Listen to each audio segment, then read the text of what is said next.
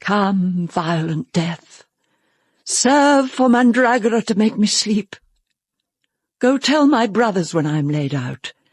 They then may feed in quiet.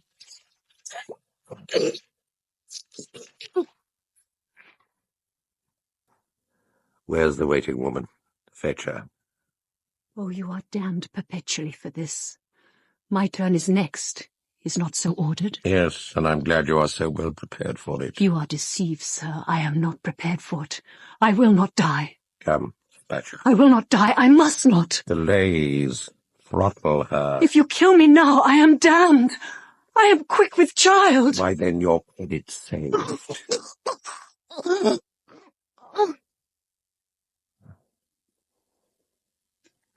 Is she dead? Is what you'd have her.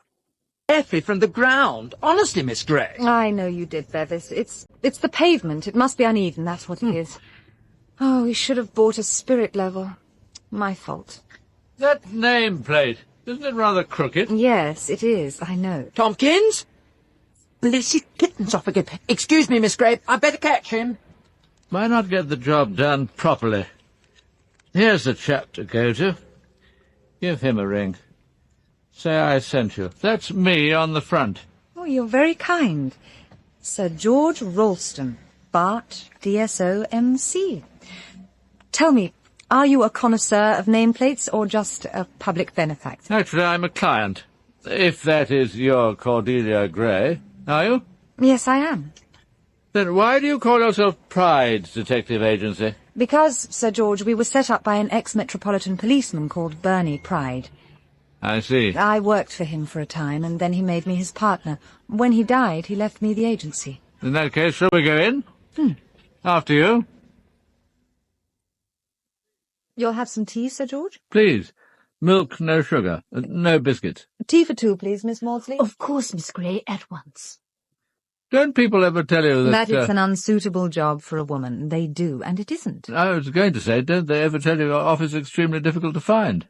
Oh. Well, that's the idea of the nameplate. I'm not sure that a crooked nameplate isn't worse than no nameplate at all, especially in your business. Your founder, how did he die? He cut his wrists. Oh. Did he? Here we are. Tea. Thank you very much, Miss Maudsley. Just there. Yeah? By the way, is Bevis back? Oh, yes, Miss Gray. He caught Tompkins. Oh, thank you. Tompkins, Sir George, represents a sort of investment. He turned up and attached himself to Bevis, but we're banking on restoring him to his distraught owner, once we've discovered who he belongs to. We've built up a reputation for reuniting lost pets with their owners. I know, that's how I came to hear of you. My wife was having tea with a Mrs. Fortescue last week when you returned the Fortescue cat. You'd found the brute within 30 minutes. You could have charged 3 times what you did. I gather she's devoted to the animal. Expensive we may be, but we are honest. Well, my wife was terribly impressed. What with, our efficiency or our charges? Both. That's why I'm here. Yes, Sir George. The job I'm offering is part bodyguard, part private secretary, part investigator, and part, well, nursemaid. No knowing how it may turn out. I'm supposed to be a private investigator. No doubt, but it doesn't pay to be too purist these days. In any case, you could find yourself involved in detection, though it doesn't seem likely. Perhaps you could explain what exactly you want me to do? My wife is the actress Clarissa Lyle. I thought I recognized her at Mrs. Fortescue. She hasn't worked much recently. Ah. We married in June 78. I'm her third husband, by the way. In July 1980, she was playing Lady Macbeth at the Haymarket. On the third night, she received what she saw as a death threat. These threats have continued intermittently ever since. And what form exactly do these threats take? Typewritten notes, each one headed by a small drawing of a coffin or a skull. All of them are quotations from plays my wife has appeared in, and they all deal with death in one form or another.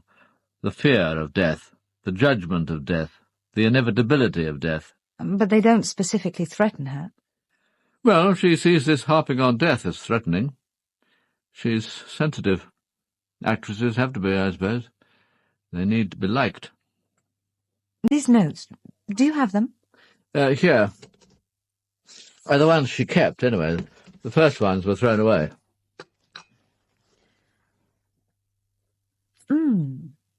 Ay, but to die, and go we know not where, to lie in cold obstruction, and to rot. Measure for measure, isn't it? Not exactly a personal threat, though. Perhaps not, but not very friendly. You know not how to live, nor how to die, but I have an object that shall startle you and make you know whither you are going. I don't know that one. Webster, do you think? Possibly. How do they arrive? By post, most of them. A few were delivered by hand, at the theatre or our London flat.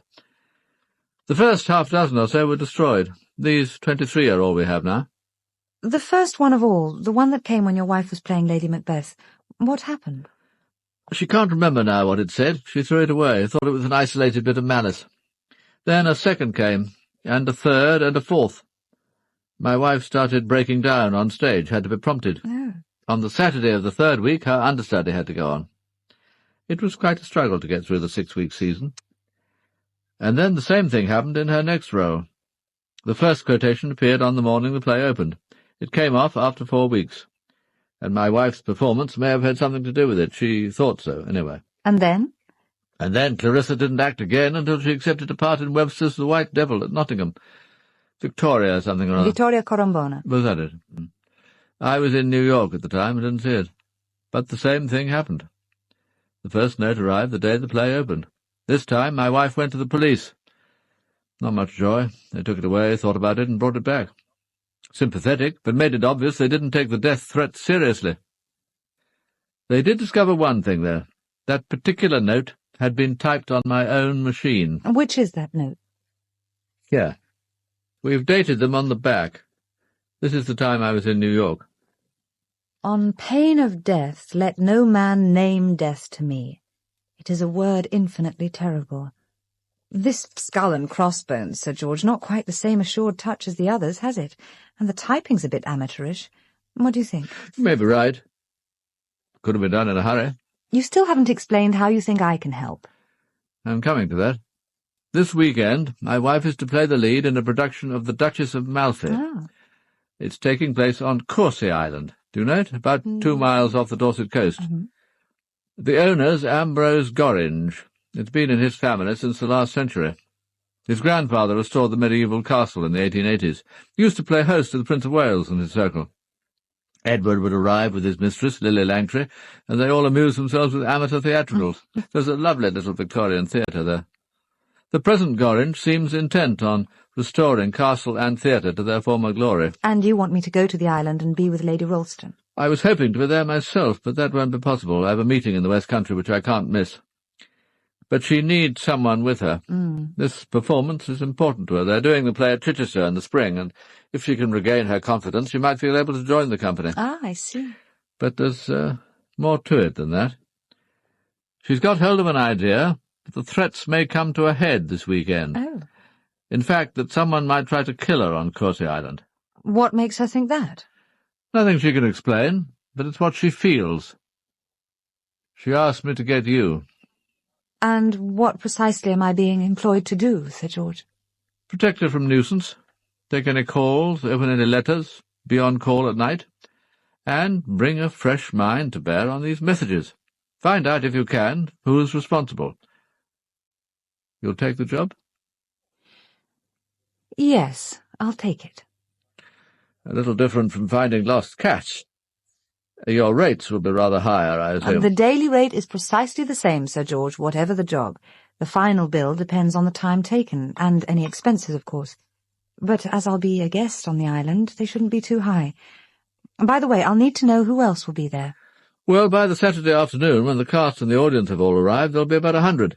But the house party itself is quite small. My wife, of course with Tolly, Miss Tolgarth, that is, her dresser. Then is your host, Ambrose Gorringe. Tell me about Mr. Gorringe. There's not much to tell. He's known my wife since they were both children. Their fathers were in the diplomatic together. Middle-aged, unmarried. Read history at Cambridge, I believe. Authority on Victoriana. Spends a good deal of time and money building up his collection. I'll take these, and probably the marble as well. Ah. Where did you find it? A private sale, Mr. Gorringe. According to the owners, it's a duplicate of one of those marble limbs of the royal children at Osborne, the ones commissioned by Queen Victoria. Mm-hmm. They told me this was the arm of the Princess Royal when a baby. I haven't been able to get down to the Isle of Wight to check. Oh, poor little Vicky. What a life she was to have. What with her mother, her son, and Bismarck. It's almost irresistible. But not at that price, Mr. Gaskin, not at that price. Oh, it's probably unique. I don't know of any other duplicates of the Osborne marbles. You know, this arm must weigh almost as much as the princess herself. It's a pity we don't know for certain. I tell you what, Mr. Gorringe, I'll let you have it less, 15%. That's cutting my profit to shreds. You don't like it. Well, I can't say I'm sorry to see it go. A child's arm and cut off like that. Whenever I look at it, I keep imagining it's oozing blood. All right, I'll have it. Ah. I must try it on my house guests next weekend and watch their reactions. We're putting on the Duchess of Malfi, you know. Oh, really? Will theatrical productions become a regular event? No, I think not. Upsets the household. I've already had to reassure my butler that this is a unique event. Now, if this were a full-size male hand, we could use it for one of the props. The play features an amputated hand. Oh. As it is, I'll just have to put it on display somewhere in the house. And I think I have the ideal spot. He inherited the island from an uncle in 77. He was spending a year outside the UK at the time, something to do with tax avoidance, I believe. Came back to England in 78 and has spent the last few years restoring the castle. Who else lives on the island? Well, he has 3 servants. The butler is called Munter. Mrs. Munter acts as housekeeper. And then there's Oldfield, the boatman and general factotum. And this house party, who has he invited besides Lady Ralston? Well, there's Ivo Whittingham. The theatre critic. You know him? Not to speak to. I know of him, of course. He's supposed to be doing a piece about the theatre and the performance for one of the colour supplements. Quite an honour for Gorringe, really. Whittingham doesn't do much writing these days. Rather ill, I gather. You can get dressed now. Is that spleen troubling you? Yes, since I look and feel like a lopsided pregnant woman, yes, you could say it's troubling me. Oh, time may come when it's better out. No hurry, though. We'll have another think in a month. I thought you said the spleen's enlarged because it's taken over producing the red blood cells, which my blood's no longer making. That's more or less what's happening, yes. When one organ ceases to function, another tends to take over. Yes, so would it be tactless of me to inquire, Sir James, which organ will oblige when you've whipped out the spleen? Well, let's cross that bridge when we come to it, eh, what? On pain of death, no man name death to me. It is a word infinitely terrible. I'm sorry, Mr. Whittingham, I didn't quite... Yeah, nothing, Sir James. I was merely quoting Webster. Actually, Whittingham's an old friend of my wife. She'll be pleased to have him around. Who else is coming? There's Roma Lyle, my wife's cousin. Used to be a schoolmistress, but now keeps a bookshop somewhere in North London. Unmarried, about 45. I don't know very well. We've only met once or twice. She might bring her partner, but if so, I can't tell you who it is. My God, Roma, this place stinks. It won't once we get it cleaned up. Clean it as much as you like, and it'll still look what it is. A basement slum. Oh, God, look at these books. I mean, 9/10 junk. They should be burnt. Colin? Oh, look at this. It fell out of one of the books. What is it? Some kind of old woodcut. Shouldn't think it's worth anything. We could ask Ambrose Gorringe when we get to the island. He knows about these things. I like the skeleton at the top. And I suppose the arrow and the hourglass must mean something. The Great Messenger of Mortality. It's a good caption. Fair lady, lay your costly robe aside. No longer may you glory in your pride. Take leave of all your carnal vain delight. I've come to summon you away. Tonight. Spooky. Puts me in mind of Clarissa. Clarissa? Why? I don't know. I don't know why. Give it to me. I'll ask Ambrose Gorringe about it. It was a mistake buying this junk. We should have stuck to the new stuff. And God knows why I let you talk me into buying all that left-wing garbage upstairs. No one wants it. There are enough cosy left-wing haunts already in this neighbourhood, and it's putting off the other customers. I must have been mad. Look, Colin, you didn't take on this place simply to please me. You loathed teaching just as much as I did. And I wouldn't have resigned if you hadn't made the first move. You mean it's all my fault? All? What all? It was a mistake. Well, you chuck it. Stella will be delighted. My God, she must be praying for us to go broke. It's a wonder she doesn't lurk outside, counting the customers. That's not quite fair. She's my wife. She's a right to be worried. I mean, half the money I put in here was hers. And that, my dear Colin, was the cleverest move she ever made. She made sure that you had enough money to make the business possible, but not enough to make it a success. I'll bet Daddy was behind that. She wants you back, Colin. Can't you see that? Back, neatly trussed like a sacrificial victim to be handed over to dear Daddy and the family business. Oh, she's shrewd, is Stella.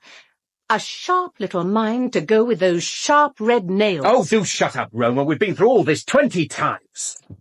Oh, darling, I'm sorry. Don't let's quarrel. We're tired, we're hot, and it's a bloody day. On Friday we shut the door and take off for Courcy Island. 3 days of peace, sunshine, good wines, first-class food, and the sea. No creditors, no people, just peace. And my God, don't I need it. Roma, I'm sorry. Oh, no. No. You can't do this to me. You promised. And I told Clarissa I'm bringing my partner. It's all arranged. I am sorry. Look, honest. Stella's father phoned this morning to say he's coming for the weekend. Look, I've got to be there. I've told you what he's like. I'll never hear the end of it if I'm away on a long weekend, leaving her to cope with the kids. Daddy. In other words, the twin school fees, the car, and the package holiday. Oh, don't knock it. Oh, what's Clarissa going to think? Well, what would she think if I did come? She knows I'm married. Wouldn't it look rather odd, the two of us arriving together? Clarissa isn't exactly a model of purity. And I don't suppose Ambrose Gorringe creeps down his corridor at night checking on where his guests are sleeping. The point is, I was planning to speak to Clarissa this weekend. Tell her about the shop. Ask her if she could help. That's why I wangled the invitation. After all, 1/3 of her money comes to me if she dies without a child. It's all in Uncle's will. It wouldn't harm her to part with some when it's most needed. We'd only be asking for a loan. I couldn't ask a woman for money. You wouldn't have to. I do the asking. I hoped she'd meet you, like you. Then I could speak to her. Even 30,000 would make all the difference. How much would you get if she died, then? I'm not sure. About 200,000, I think. It could be more. To be quite honest, I'm not sure why Roma Lyle was invited, unless it was a gesture on Gorringe's part to please my wife. And those are all the guests? As far as I know. Except for Simon, of course. Simon? Oh, sorry, it's Simon Lessing. He's 17, the son of Clarissa's second husband. Tell me about him.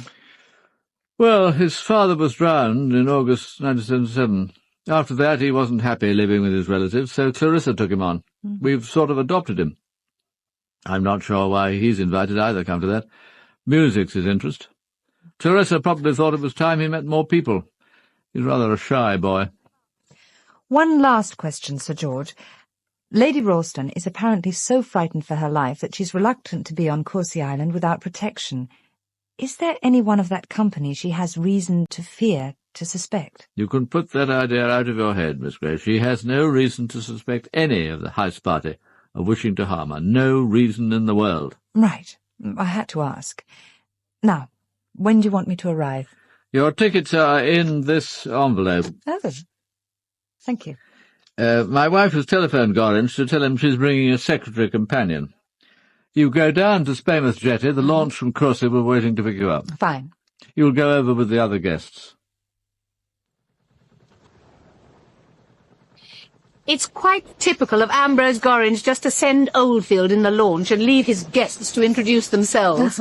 I'm Roma Lyle, Clarissa's cousin. How do you do? My name's Cordelia Gray, but I'm not a guest. I'm going to the island to work. Good Lord, Ambrose isn't writing another blockbuster, is he? Not as far as I know. I'm employed by Lady Ralston. By Clarissa? Doing what, for heaven's sake? Oh, dealing with her correspondence, making phone calls, generally easing things along while she concentrates on the play. She's got Tolly to ease things along. Well, what does she think of it? Tolly, I mean. I haven't the least idea. I haven't met her yet. Well, I can't see her liking it. You'd best meet Clarissa's stepson, Simon Lessing. He's probably nearer your age than anyone else on this benighted weekend. Simon, over here. Come and say hello to Cordelia Gray. She's Clarissa's secretary. Clarissa said you'd be coming when she wrote. How do you do? I had to get special leave. From school? Yes, Melhurst. My housemaster wasn't too pleased. I don't really know why I've been invited. Does there have to be a reason? A few days break, little swimming? With Clarissa there's usually a reason. Of course, she told me to bring some music. You're a pianist? I play the piano. He's very good. Clarissa likes showing him off, doesn't she, Simon? Does she? Oh, I just hope I don't make a fool of myself. Discussing the perennially fascinating topic, Clarissa. Hello, Ivo. I was just saying she rather enjoys presenting Simon to her friends. Have you ever been to Courcy Island before, Simon? No. No, then she's out to impress Ambrose Gorringe. Don't let her down.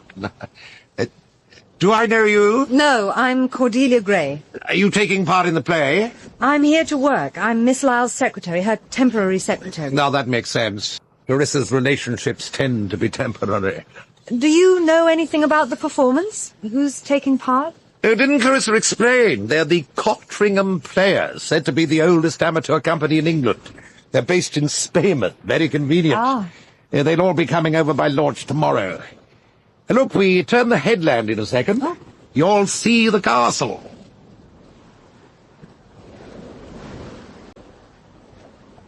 Oh, my goodness. That's beautiful. It's just as though the castle was rising from the waves. Impressive, isn't it? All that rose-red brickwork soaring to the sky. Oh, but it's so light and graceful. Not what I associate with Victorian architecture at all. You're interested in Victorian architecture? Well, interested, but not at all knowledgeable. I shouldn't tell Ambrose that. He'll devote the whole weekend to your education. Is that him, waiting for us at the jetty? That's him on the left. And there's Clarissa.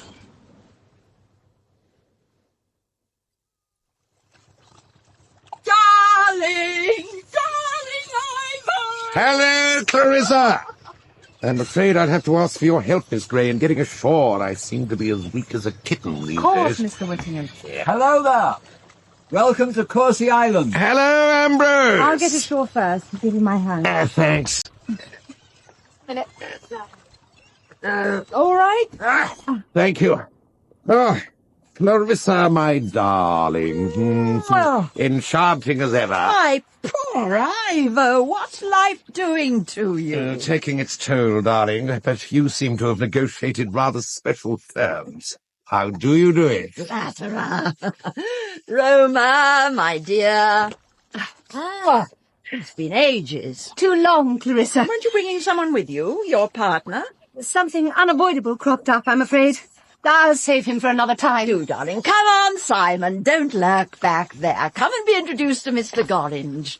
Ambrose, darling, this is Simon. Welcome to Courcy. I've heard a great deal about you. Hello. and looking forward to hearing you play. Oh. Come on, Simon, I'll show you your room. And you must be Miss Grey. Welcome to Courcy Island. How do you do? Mrs. Munter will look after you. We've put you in a room next door to Lady Ralston. Mrs. Munter, this is Miss Grey. Hello, I'm Lady Ralston's new secretary.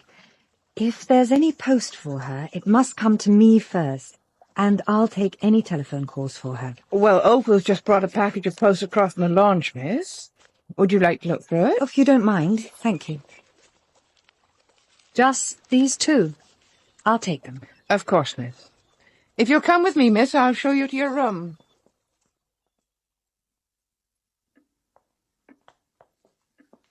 Oh, what a magnificent hall. The staircase, the gallery. Oh, that tapestry. A genuine William Morris, miss. You must feel quite privileged living here. It takes some getting used to. The cleaning's no joke. Oh, but to live surrounded by all these beautiful things. Oh, the stained glass is quite breathtaking. The eastern window was commissioned by the original Mr. Herbert Gorringe in the 1860s. It portrays the travels of Ulysses. So I see. Do you often show visitors around, Mrs. Munter? I do act as a guide from time to time. Please follow me.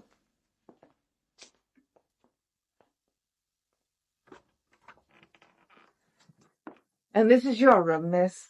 Oh, but this is delightful. The tiles are originals by William de Morgan. Oh. The mahogany and pine cabinet was painted by William Morris, and the paintings are by John Ruskin.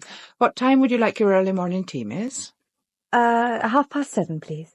Thank you, miss. Is that you, Miss Grey? Oh, here you are. Our rooms connect, as you see. Come in here, will you? Tolly will see if you're unpacking. Oh, thank you, but I'd rather do my own. As you wish. This is my dresser, Miss Tolgarth, Tolly. Meet Miss Cordelia Grey. Hello. She's come to help with my correspondence. Just an experiment. She won't be in anyone's way. If she wants anything, look after her, will you? Of course, Miss Lyle. I suppose we'd better talk, but it can't be now. Mm-hmm. That extraordinary-looking man, Munter, set lunch in the dining room, but I told him we shall eat on the terrace. Ah. That means there's time before lunch for Ambrose to give us all a quick tour of the castle. Shall I fetch Simon?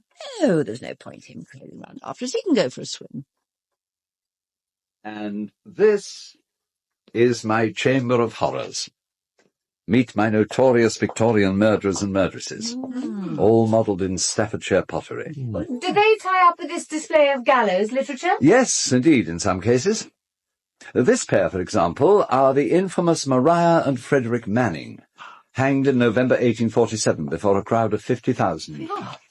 Charles Dickens saw the execution and wrote that the crowd's behaviour was so indescribable that he thought he was living in a city of devils. And this elegant gentleman? William Calder, aiming his pistol at poor Maria Martin. Note the red barn in the distance. Oh, yes. He might have got away with it if her mother hadn't repeatedly dreamed that her daughter's body was buried in the red barn. The most gruesome part of the whole collection's over here. Nasty little mementos of murder. But quite fascinating, Clarissa, darling, you must admit. Don't you agree, Miss Grey? Quite extraordinary. Yes. That tag end of rope, for instance. Now, that's part of the rope that hanged Dr. Thomas Neil Cream, you know, the Lambeth poisoner, in November 1892. The stained linen nightdress was worn by Constance Kent. Oh, not the one she had on when she slit the throat of her small stepbrother, unfortunately. But, well, it has a certain interest, all the same. That pair of handcuffs with the key were used on young Courvoisier, who murdered his master, Lord William Russell, in 1840. And the marble of the baby's arm? Ah. No criminal interest, as far as I know, but it doesn't look out of place, somehow. The man who sold it to me would approve. He kept imagining that the limb was oozing blood. But it's perfectly hateful. It's disgusting. It may be the only extant copy of one of the limbs of the royal children made for Queen Victoria. And if you dislike this, Clarissa, you should see the Osborne collection. They look as if the Prince Consort had descended on the royal nursery with a machete. It's repulsive. What on earth possessed you, Ambrose? Get rid of it.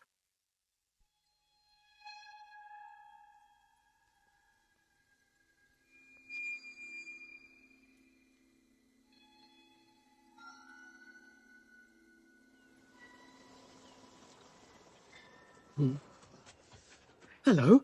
I didn't expect to see you, Tolly. What on earth are you doing here? Is anything the matter? Here's your towel. Oh, thanks. It's not all that warm. Why did you come down? Why don't you leave? Leave? Why don't you leave this place? Leave her.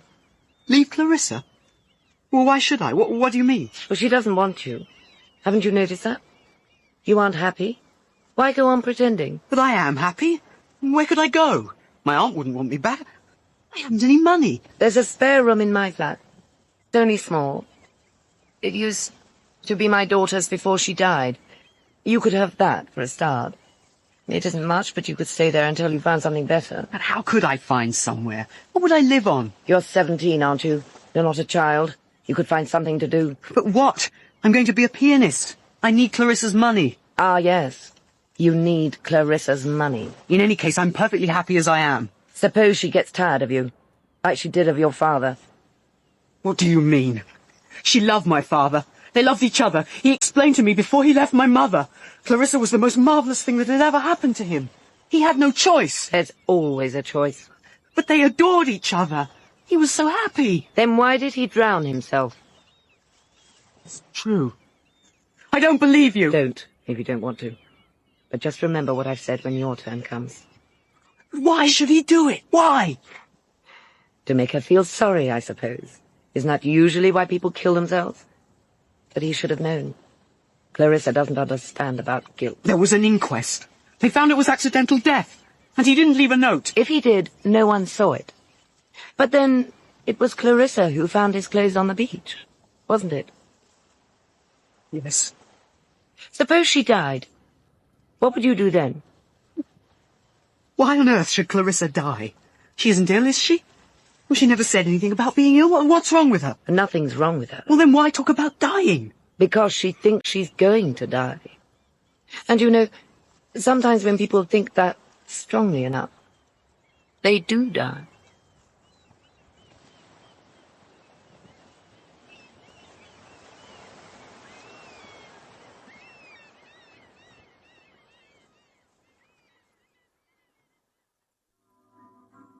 Bring me the casket hither and the glass.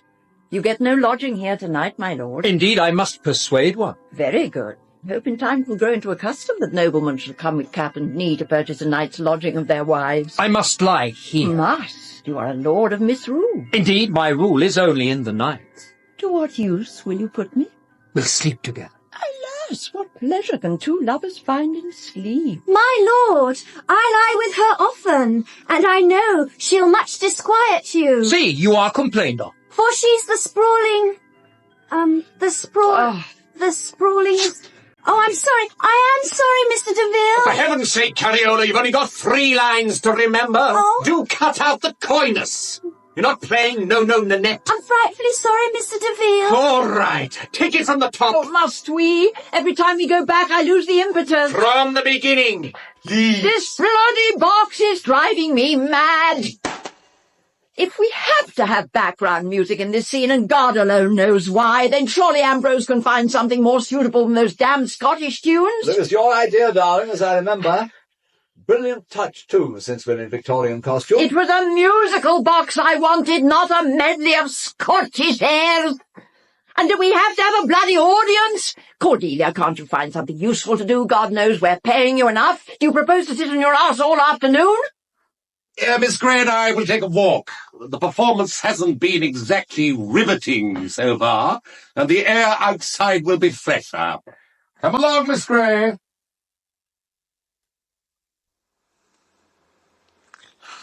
Thank you, Mr. Whittingham. Oh, don't mention it.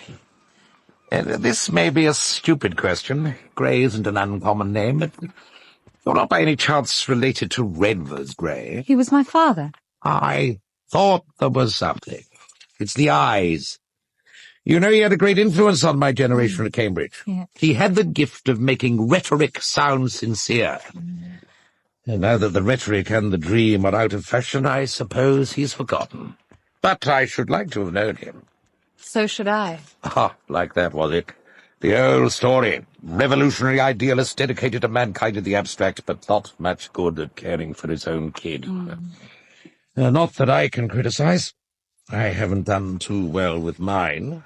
I think I should have liked him if we'd had time.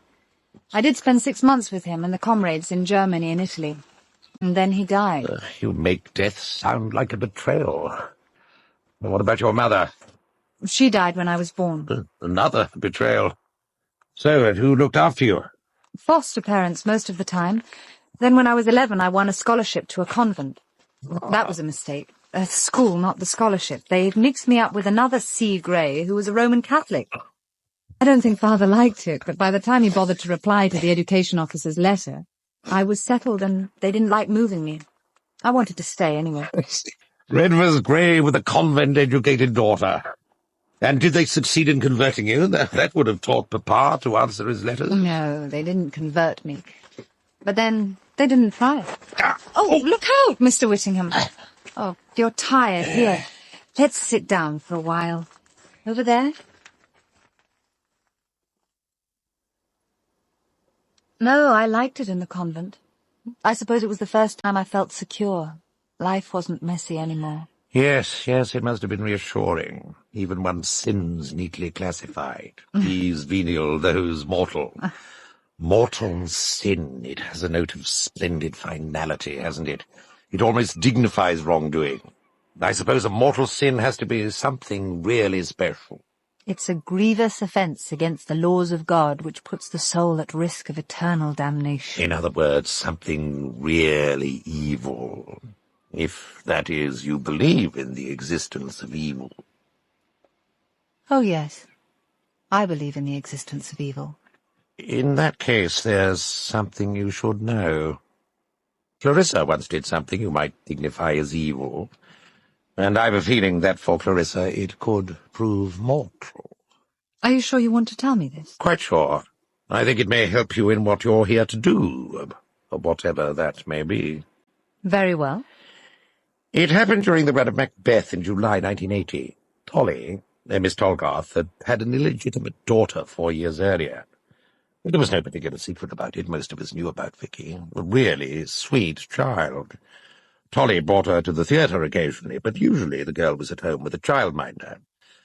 That's how it was when the tragedy happened. The tragedy?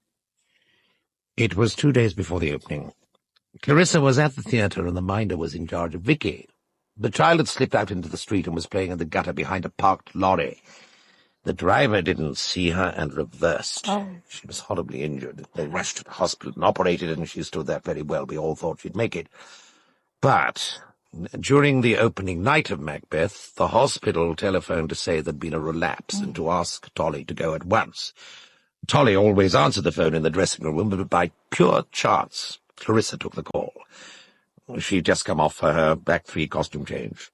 The banquet scene, you know. Yes. She put down the receiver and told Tolly that the hospital wanted her to visit, but that there was no hurry. After the performance would be all right. Tolly wanted to ring back, but Clarissa wouldn't let her.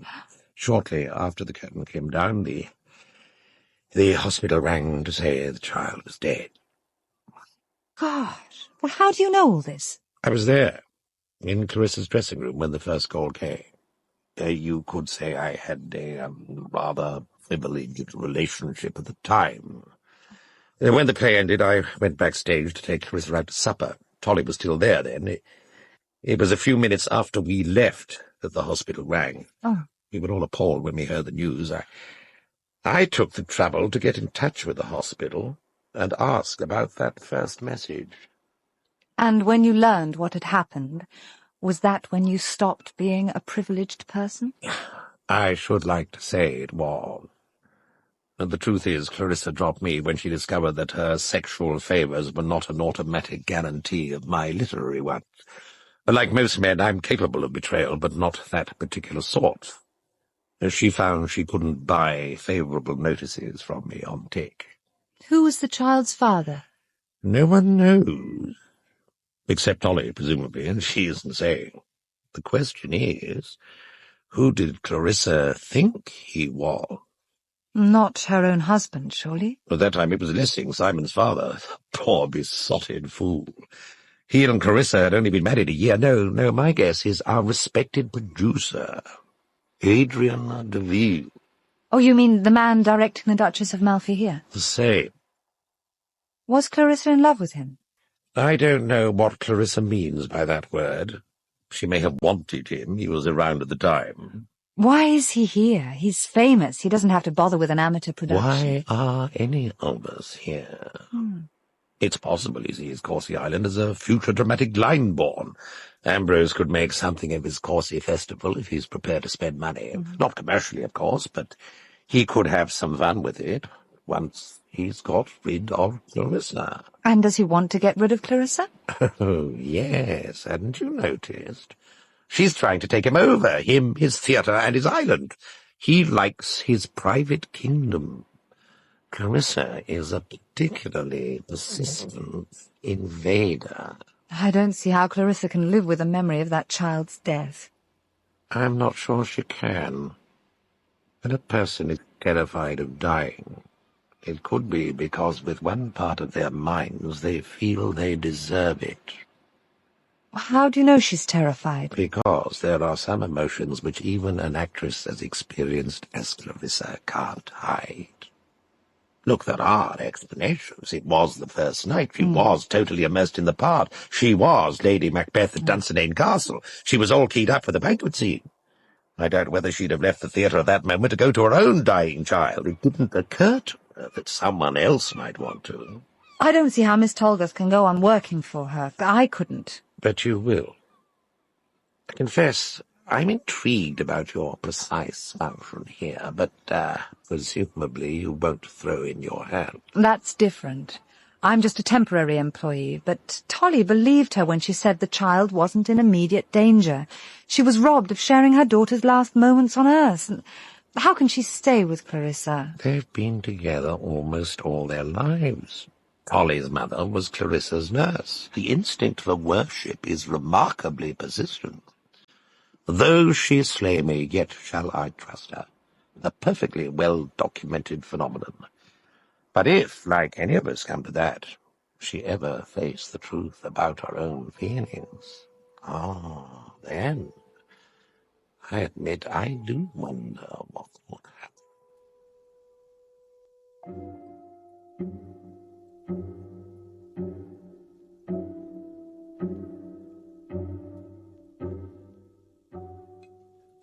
But it's so odd of him, Roma, darling. Yes. Surely we didn't frighten him away. I thought you wanted to show him off. Why else did you angle for an invitation? Who are you ashamed of, him or us? We suddenly heard that an important American client would be calling at the shop this Saturday. Colin had to be there. Ah, how conscientious of him. But I'm relieved to hear you have clients of any sort, let alone important American ones. Congratulations. Enjoying yourself so far? It's all right. Nothing terrible's happened, I suppose. Done any swimming? A little. I haven't got round to it yet. What's the water like? Quite cold, really. Oh. No, I take no interest in contemporary politics at all. How wise. But you can't opt out of all responsibility for what's happening in your own country. Oh, but I can.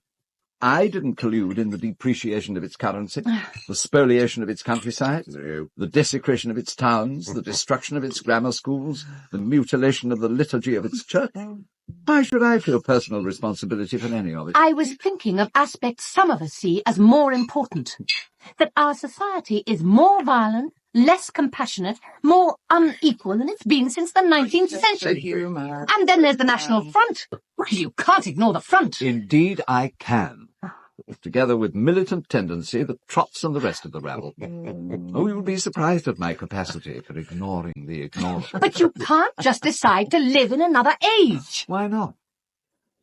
And I very nearly succeed. I'm grateful you don't reject modern amenities entirely. I mean, if I should enter into the final process of dying during the next few days and need a little medical help to ease the way, I take it you won't object to using the telephone. If any of you decides to die in the next few days, all necessary measures will be taken to ease you on your way. And what happens to this Eden of yours when Adam, solaced with no Eve, finally returns to the dust?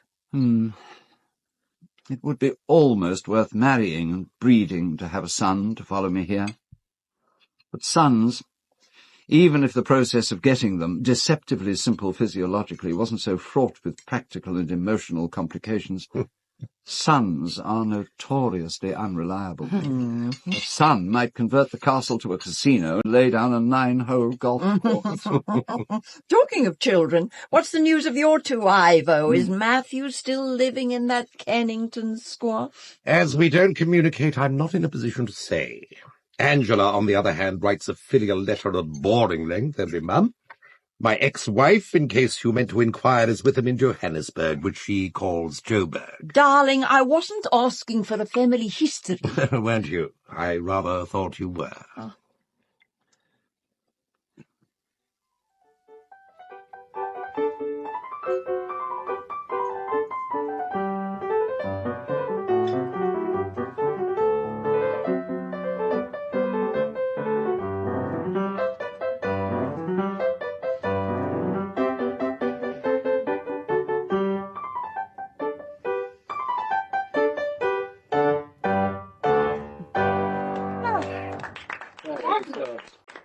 Thank you, Simon. That was worth hearing. It was very well played.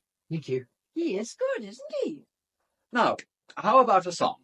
Oh, Does anyone sing? There's a book of songs on the piano. Oh, the Ash Grove, one of my favourites. Please sing it for us, Miss Gray. Oh, shall I? Oh, come on. Yes. Will you accompany me, Simon? Yes, of course.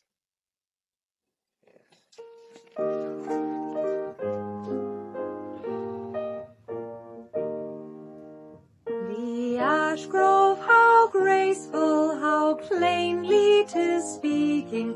The harp through its playing has language for me.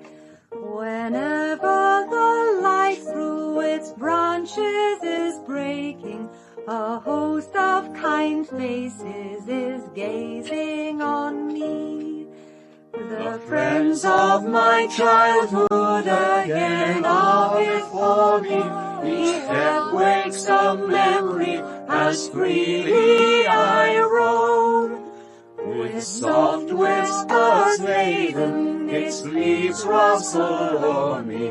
The Ash Grove, alone is my home. Oh, that was quite lovely. I should have had more than enough of amateurs before the weekend's out. I'm going to bed. Simon, it's time you called it a day. I'll see you to your room. Cordelia, ring for Tolly, will you, and tell her I'm ready for her. Then come up in 15 minutes. I want to discuss arrangements for tomorrow. Ivo, you're drunk. Black marks all round. We should have realised that we're here to applaud Clarissa's talent, not to demonstrate our own.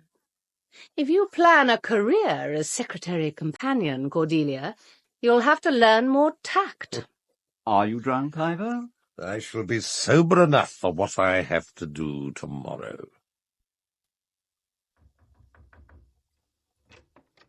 Oh, here you are. I've sent Tolly away so that we can talk. You just stand there. Get yourself a chair. Oh, yes, of course. You seem to have enjoyed yourself this evening. Perhaps I should remind you that you were hired as a detective, not an after-dinner entertainer. Well, perhaps if you were honest with them and told them why I'm here, they'd be less likely to treat me as a fellow guest. What good would that do? If you don't mix with them, how can you watch them? Besides, the men like you. I've seen Ivo and Simon looking at you. Don't pretend you don't know it. I hate that kind of sexual coyness. I wasn't trying to pretend anything. Pass me that deep cleanser, would you? Tell me, what do you think of Simon's playing? I'm not really qualified to judge. Obviously, he has talent. Oh, talent? That's common enough. One doesn't invest £9,000 or more in mere talent. Can he succeed? That's the question. I'll ask Ambrose after the play. I can't worry about anything till then. I think we should discuss the messages and our plans for the weekend, especially tomorrow. We ought to have spoken earlier. Well, there really hasn't been time. Anyway, you know what you're here for. If there are any more messages, I don't want to know about them. Vital I get through tomorrow's performance. If I can only get my confidence back, I can face almost anything. Even the knowledge of who's doing this to you? Even that. How many of the people here know about the messages? Well, Tolly. We haven't any secrets from her. I expect Ivor knows nothing happens in the West End he doesn't get to hear about. And Ambrose. He was in my dressing room once when a note was pushed into the door. Simon doesn't, unless Tolly's told him, and I can't think why she should. How about your cousin? Roma? Oh, she doesn't know, and if she did, she wouldn't care. Tell me about her. There's not much to tell, and what there is boring. That towel, please, darling. We are first cousins. My father's younger brother ran off with a barmaid, made a mess of his life, and then he expected Daddy to help him out. And he did. Well, at least as far as Roma was concerned. She was always staying with us, especially after her own father died. Poor little orphan Annie, perpetually miserable and such a bore. She wasn't a bit grateful. Should she have been? Well, I think so. Daddy didn't have to take her in. You'd hardly expect him to treat her the same as me, his own child. Ah, yes, children. You know, you should have told me about Tolly's daughter. If I'm to help, I need to know anything that might be relevant. But that isn't relevant. It was all a mistake. Tolly knows that. Everyone knows it. Oh. I suppose Ivor told you. Typical. Can't you see he's sick? He's dying. And he's eaten up with jealousy. He always has been. Jealousy and malice. He could have been a second Tynan, and look at him now, dying on his feet. He'd no right to come here looking as he does. It's like having a death's head at the table. It's indecent. So, Miss Tolgarth couldn't have had anything to do with the note? Of course not. What an idea. She's devoted to me. If you can't see that, you're not much of a detective. Besides, she can't type. The messages are typed, in case you haven't noticed. All of them? They've always been typed, even the ones that came when you were playing Lady Macbeth? Yes, I suppose so. It was a long time ago. It wasn't my fault. I didn't kill the child. Anyway, the hospital had no right to phone like that. They knew it was a theatre, that we were in the middle of a performance. Besides, she couldn't have done anything even if I'd let her go. The child was unconscious. She wouldn't have known her. It's sentimental and morbid, this sitting by the bedside waiting for people to die. What good does it do? And I had 3 costume changes in the 3rd act. What are you looking like that for? I'm not paying you to judge me. I'm not judging you. I wanted to help. But you have to be honest with me. What is it you're really afraid of? Don't you know? Death. It's what I'm afraid of. It isn't the fact of death. It's my death. There was never a time when I didn't see the skull beneath the skin. I knew the facts of death before I knew the facts of life. I mean, no one can say, don't worry, it may never happen. It will happen. To me. I can't describe the fear. Wave after wave of panic sweeping over me. Sometimes I hold up my hand like this and think, here it is, part of me, warm, living. And one day it'll hang, white and cold and unfeeling and useless. And then it'll rot, and I shall rot.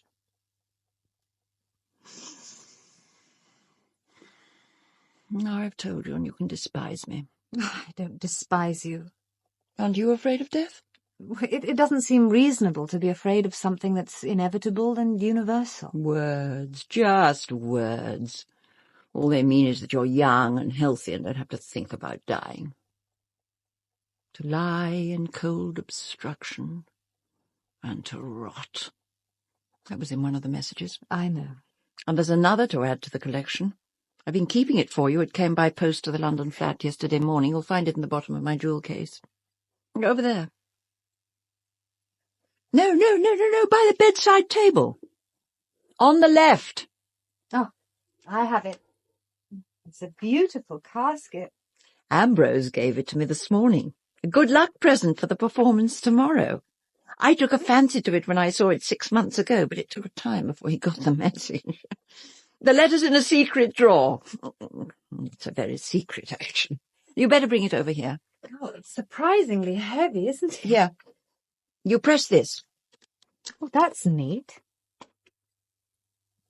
Can you see this notice? This is probably the most important notice I ever had. I was playing Hester in Rattigan's The Deep Blue Sea at the Spaymouth Playhouse just across the water. That was in 1977, Jubilee year. I wasn't staying here on the island because Ambrose was abroad for a year, something to do with tax. You have to go out of the country for 12 months or something. The theatre's closed now, alas. But they seem to like me. See. Clarissa Lyle triumphs in Rattigan Revival. Only a small provincial paper, of course, but still. What a nice headline. And is that the letter? Ah, yes. Here you are. A coffin this time. Who must dispatch me? I account this world a tedious theatre, for I must play a part in't against my will. Is that from the Duchess of Malfi? That's right. Not very appropriate. He must be reaching the end of suitable quotations. Perhaps he knows he won't need many more. There's only tomorrow. Perhaps he knows that tomorrow will be the end.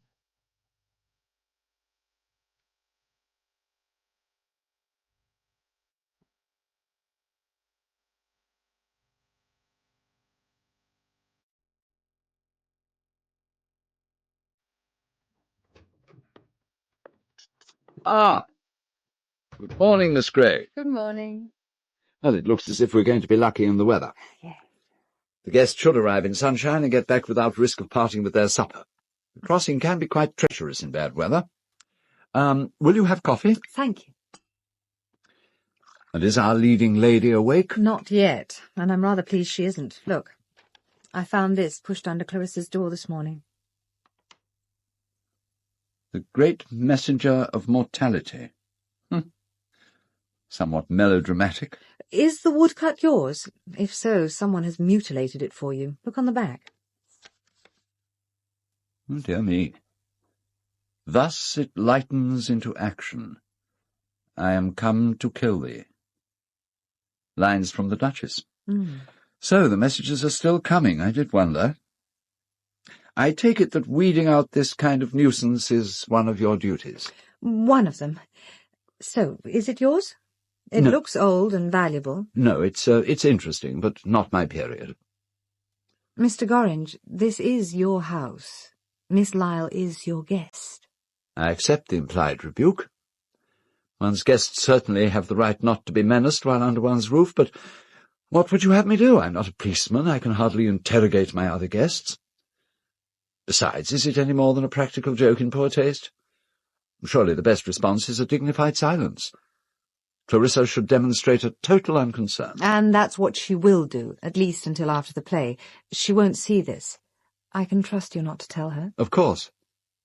I have a strong interest in Clarissa's success, remember.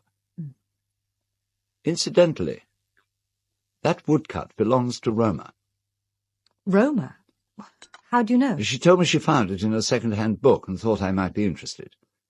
She showed it to me yesterday, just before the rehearsal, and I left it on the blotter on my desk in the business room. Where anyone could have seen and taken it. You sound like a detective. No doubt you'll be interested to know that the message was probably typed on the business room machine. Well, I can check that at least. Oh, before you go, something else has occurred. Rather more annoying than a poison pen letter. Someone has broken the lock of the display cabinet and taken the marble arm. If, during your duties as secretary companion, you should happen to learn who it is, I'd be grateful if you'd suggest that it's returned. I admit the marble's not to everyone's taste, but I have a fondness for it. When did you notice it had gone? Well, Munter tells me it was in the display case when he locked up last night, and that was at 10 minutes past midnight. I found it missing and the lock forced, When I went to the kitchen to make tea at 7 this morning. What are you going to do? Nothing. At least until after the play. I think it vital that Clarissa doesn't know. The least thing could upset her. We'll just have to hope no one else notices it's missing. And if they do, I suppose I can say I've removed it to please Clarissa. It's humiliating to have to lie, but if you think it important... I do. Very. Good morning, Ambrose. Any breakfast? George, my dear fellow. Of course. But where did you spring from? Got through my meeting late yesterday. Drove most of the night and slept in a lay-by. Thought Clarissa would like me to put in an appearance if I could make it. Good morning, Miss Gray. Sir George? Don't suppose Clarissa's up yet? Not yet. But how did you get to the island? I didn't hear a launch. Found a couple of early fishermen. I've been on the island for a couple of hours. Didn't like to disturb you. Yes, I will have coffee. Oh, what sort of a day? Looks as if it'll be fine. Oh. Your husband's just arrived. Apparently his meeting ended sooner than expected. George, but that's ridiculous. He isn't expected till late tonight. Well, he's here. Oh. Tug on that bell rope, will you? It's time Tolly brought in my tea. I wondered whether you'll still be wanting me. Well, of course I'll still want you. What possible difference does this make? You know what you're here to do. If someone's out to get me, they aren't going to stop because George has arrived. Before Miss Tolgarth gets here, could you tell me the programme for today? Don't you know? I thought I'd explained it. The curtain's due to rise at 3:30. Ambrose is arranging an early lunch about midday, and I shall rest up here alone from 1 o'clock. You can call me at exactly 2:45. The launch from Spaymouth will be bringing the cast at about 2:30, and there's a larger hired launch for the guests. That'll be arriving at about 3. And this morning, what's planned for the 3 hours between breakfast and lunch? I think we should try to stay together. We shall all stay together. Ambrose will be hosting a sightseeing trip to see the skulls of Courcy. The skulls of Courcy? Do you mean real skulls? Oh, they're real enough. In the crypt of the church. Ambrose will recite the famous legend. That should put us all nicely in the mood for the horrors of Amalfi.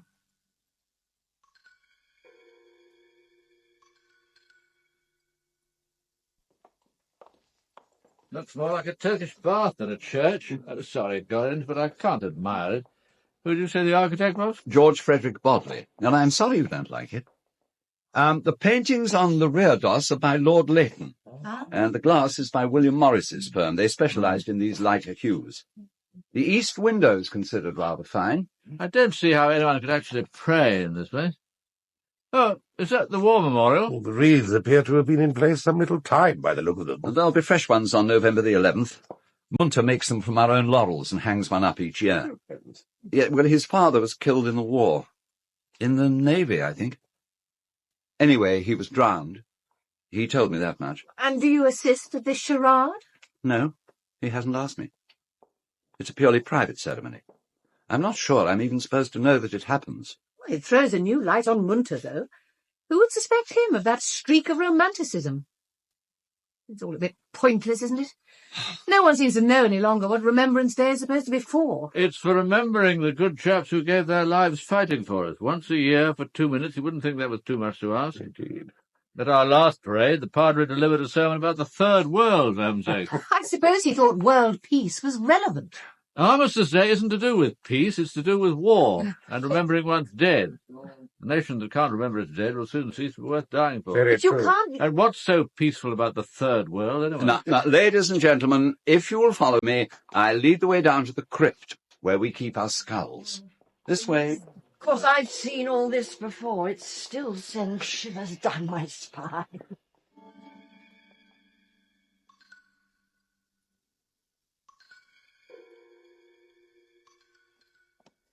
Oh, this part is Norman, isn't it? Quite right, Ivor. We're in the original structure down here.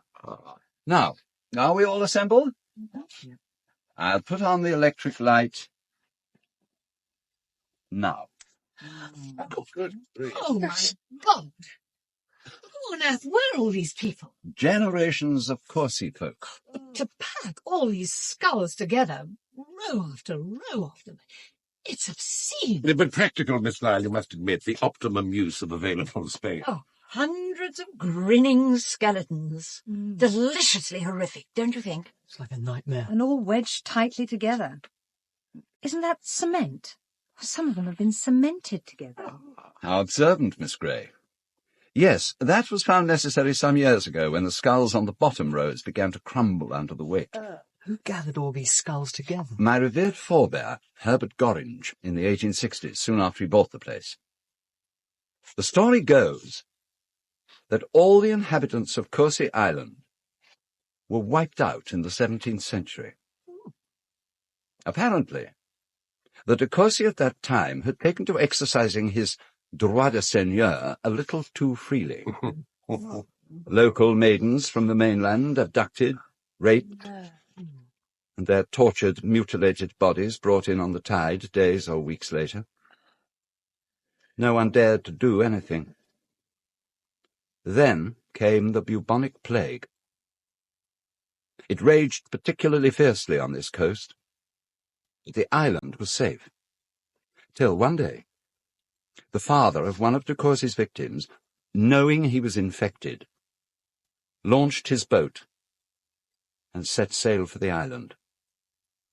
The de Courcys and their court were at dinner when the door to the great hall opened and he appeared. His huge, shambling, sea-drenched figure stumbling towards his enemy. There was a moment of astonished silence, and in that moment he reached the lord, flung his great arms around him, and kissed him full on the mouth. And the plan worked. De Courcy and all his people were wiped out. Well, that story would make an opera. All you need is a Verdi or perhaps a Benjamin Britten. And when great-uncle Herbert began planting his pleasure garden, he kept turning up skeletons. So his men collected the skulls and arranged them here. Darling, your island's a positive repository of horrors. There's something much closer in time, isn't there? Tell us about the Devil's Kettle. No. Well, that story is rather beastly. Darling, don't be so stuffy. It's 40 years old at least. And I know about it anyway, but I want to see where it happened. And I've got a personal interest. George was here on the island at the time, weren't you, darling? Did you know that George was here? Yes, I know. Whatever it is, you may as well show us. Clarissa won't give you any peace until you do. Right. It can hardly be worse than this place. Well, if you insist. We have to go down even further than we are, though, and to do that, I must unlock this door. We keep the key here. It's a bit stiff. Now, this way, 2 abreast only, please, and stick together. Watch your footing on these steps. They're rather slippery. They're worn right down. They were used daily for hundreds of years. No,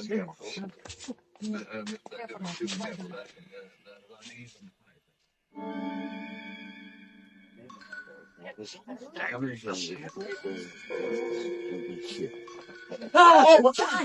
right. Don't panic, anybody. No, I'd forgotten that the lights are on at times, which I'll find the button in a second.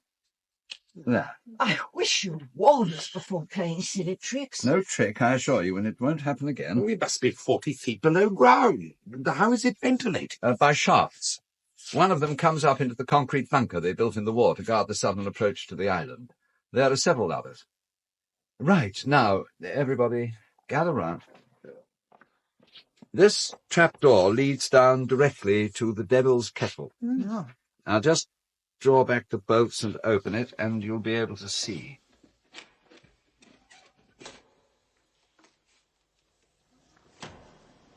How do you get down into the cave? There's an iron ladder fixed to the shaft. See, this side. Oh.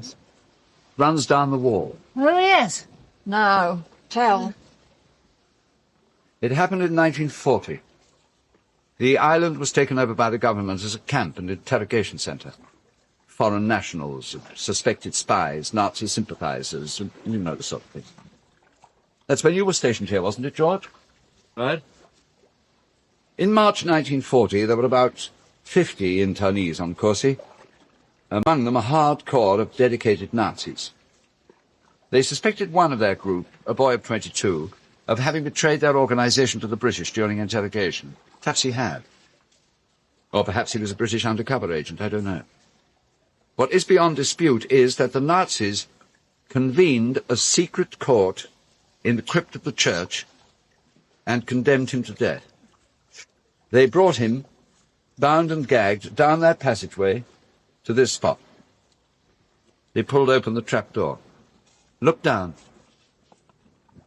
At the moment, the water level's about 10 feet below us.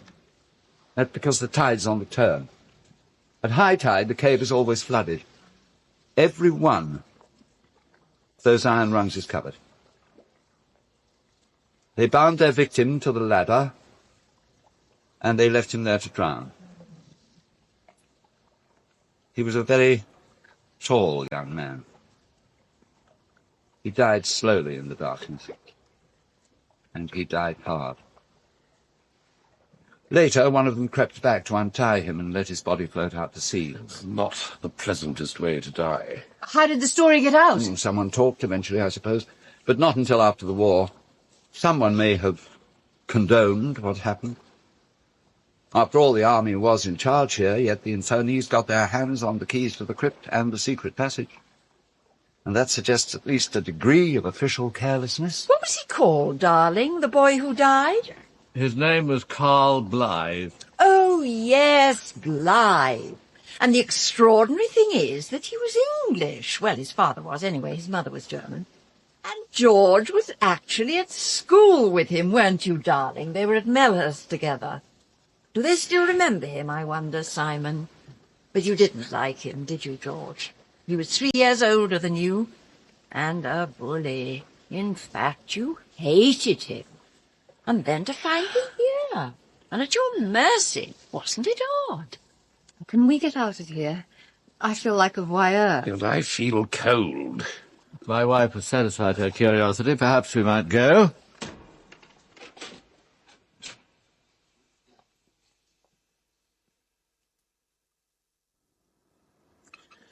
Poor Ralston. An instructive episode, don't you think? Oh, I thought it was horrible. Does she always need to psych herself up with an exhibition of cruelty before a performance? She's nervous, certainly. Ralston's control, however, is admirable. It would be interesting to see what happens if the control ever snaps. Well, I think I'll go for a swim. Well, not so soon after lunch, Simon, darling. Take a walk first. All right. See you all later. At the theatre. Bye-bye. Time to rest. Coffee? Thank you, no, Ambrose. Not before a performance. I thought you knew that. Will you ask Tolly to bring up the tea tray at once? China tea, she knows the sort I have. George, will you come up in 5 minutes? I'll see you later, Cordelia. All Better right. make it 1:10 past 1. Oh, Clarissa, just a moment. I've something to ask you. Come in, Cordelia. Lady... Hold on for a moment. Would you sit down? Can you imagine it, George? 25,000, that's what she asked for. Came right out with it, red-faced like a child begging for more pocket money. Now, of all time, she couldn't even wait till after the performance. I haven't got any money. I'm an actress. Talk about crass stupidity. Important to her, I expect. Couldn't bear the suspense of waiting. Had to know. Oh, she never did have any sense of timing, not even as a child. Trust Roma to pick the wrong moment. Part of her general insensitivity. By God, she chose the wrong moment this time. Would there have been a right one? I told her outright. I'm not prepared to hand over capital to support a lover who hasn't the guts or decency to come and ask for it himself. And I threw in some damn sound advice for good measure.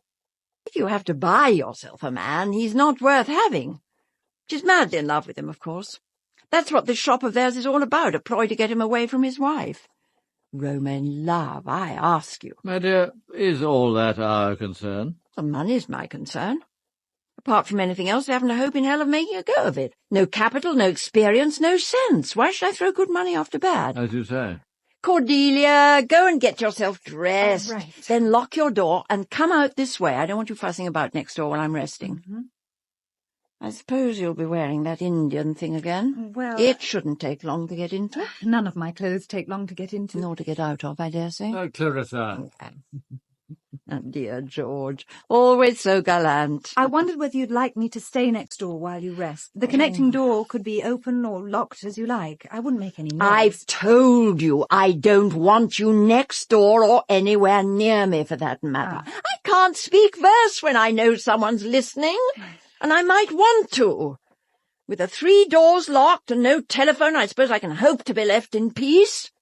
Now do go and change, collect anything you want from your room. Very well. I won't be a moment. And don't rely on being able to watch out front. I may want you backstage. All right. Well, I'll be off now. I won't come back before the performance. I'll see you backstage after. Goodbye, George. Cordelia, I'm setting the alarm for 2:45. You can come back about then, and I'll let you know if there's anything I want you to do during the performance. Fine. Well, I'm ready. I've locked my door and left the key in. I want to check that. Then I'll lock the communicating door myself. Very well. But if you want me, I'll be within calling distance. I can always get a chair from my room and sit at the end of the corridor with a book. Can't you understand English? What are you trying to do? Spy on me? No, I told you I don't want you next door, and I don't want you pussyfooting up and down the corridor. Yes. I don't want you or anyone near me. What I want now is to be left in peace. Then will you at least roll up one of your towels and wedge it against the door? I don't want anyone delivering notes to you by hand. What do you mean? Nothing has happened since I arrived? Nothing. And I just want to make sure it stays that way. All right. It's not a bad idea. I'll block the bottom of the door. Right. I'm going. Please lock the door behind me. I'll wait outside till I'm sure. Goodbye, Cordelia. Yes, well, goodbye. Oh.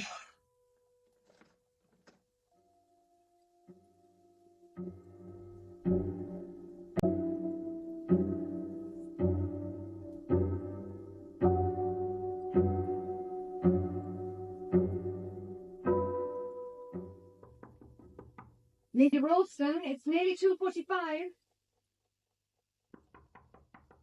Lady Ralston? Oh, you've unlocked the door.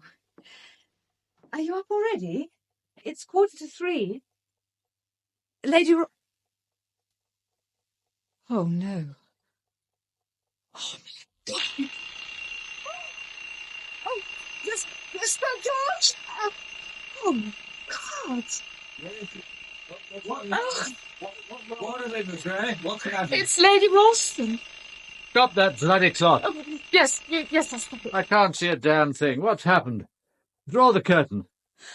Yes. I'm afraid it looks as though... Merciful heaven. I'm so sorry. You employed me to look after her. I was here to keep her safe. I should have stayed with her. You couldn't have known. It's her face. Someone has destroyed her face. And there's what did it. The baby's arm. Oh, those little marble fingers. Covered with blood. Oh. Dripping with blood. Don't touch it. But look. Look, underneath, isn't that... It is. Another message. The blood, I can't quite... Other sins only speak. Murder shrieks out. The element of water moistens the earth, but blood flies upwards and bedews the heavens. Horrible, horrible. Oh, I should never have left her. I didn't believe she was in any danger. No one did. And she wouldn't have let you stay with her, you or anyone. Don't blame yourself. Oh, but I knew the marble had been taken. I should have warned her. Against what? Oh. You couldn't have expected this. Don't blame yourself, Cordelia. Clarence, you better ring the police at once. Yes. We mustn't touch anything. Both these rooms must be locked. And isn't the audience on the way by launch? We'd better prevent them from landing. And I'll organise a search party. Oh, well, mightn't it be better to wait for the police? I'm not prepared to wait. Where's Oldfield? In his cottage, I imagine. The stable. I'll get him to take out the launch and patrol the channel. That'll block any escape by sea. Well, I think we'd better leave the room and lock the door till the police come. Quite right. Come along, Doris. Yes, yes. I'll find Oldfield. You ring the police. Yes, yes. What's up, sir? Where's Miss Lyle? It's nearly 3 o'clock. Excuse me, Tommy. It's late. You're supposed to have called her. You can't go in. She's dead. She's been murdered. I have to go in. She always needs me before a performance. No, there's not going to be a performance. Miss Lyle is dead. Murdered. I'm just about to ring the police. Until they arrive, no one can go into that room. The boy. Does the boy know? Simon? No, not yet. No one knows except Sir George. We've only just discovered the body. You'll break it gently, sir. It'll be a shock to him. It's a shock for us all. Not, I think, sir, for one of us. If you'll excuse me. I've never understood that woman. I doubt whether Clarissa did. Why this sudden concern for Simon? She's never shown any particular interest in the boy. Oh, well. I'd better get on with telephoning the police. But who should I ring? The Chief Constable, the CID? Well, I should ring the Spamouth police and leave it to them. I'll do it from my office. Spamouth Police. I'm speaking from Courcy Island, from the castle. It's Ambrose Gorringe. I'm afraid there's been a terrible accident over here. No, that's not right. A murder. Yes, I'm quite sure. Lady Ralston. Miss Clarissa Lyle, the actress. Well, we had a performance planned for the theatre this afternoon. Miss Lyle was taking the lead, and she was staying here with friends. We found her a few minutes ago in her bedroom. No, it's clearly murder.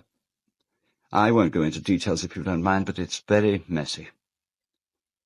Oh, and I noticed that her jewel box is missing. Right. Yes, we've locked the room. You're very well, thank you. Goodbye. What did they say? Much as expected. Lock the room, don't touch anything, keep people together, don't let anyone land. And they're sending over a senior police officer. Chief Inspector Grogan.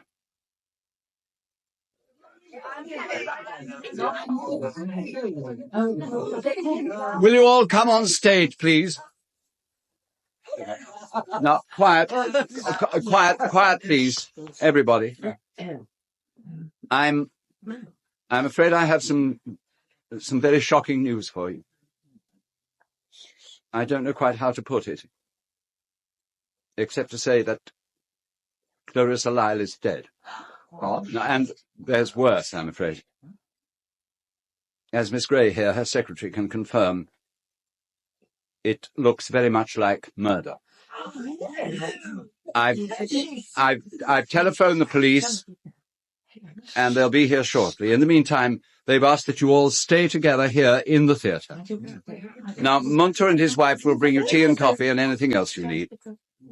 Miss Gray and I still have to inform my other house guests of this appalling news. But what about the play? The performance is cancelled. Where do you suppose they all are? Well, I imagine Simon is swimming. He said he was going to. Roma Lyle was in the library, but she's probably dressing by now.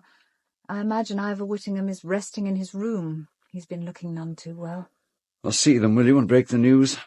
I'll go and find Simon. Then we'd better keep together until the police arrive.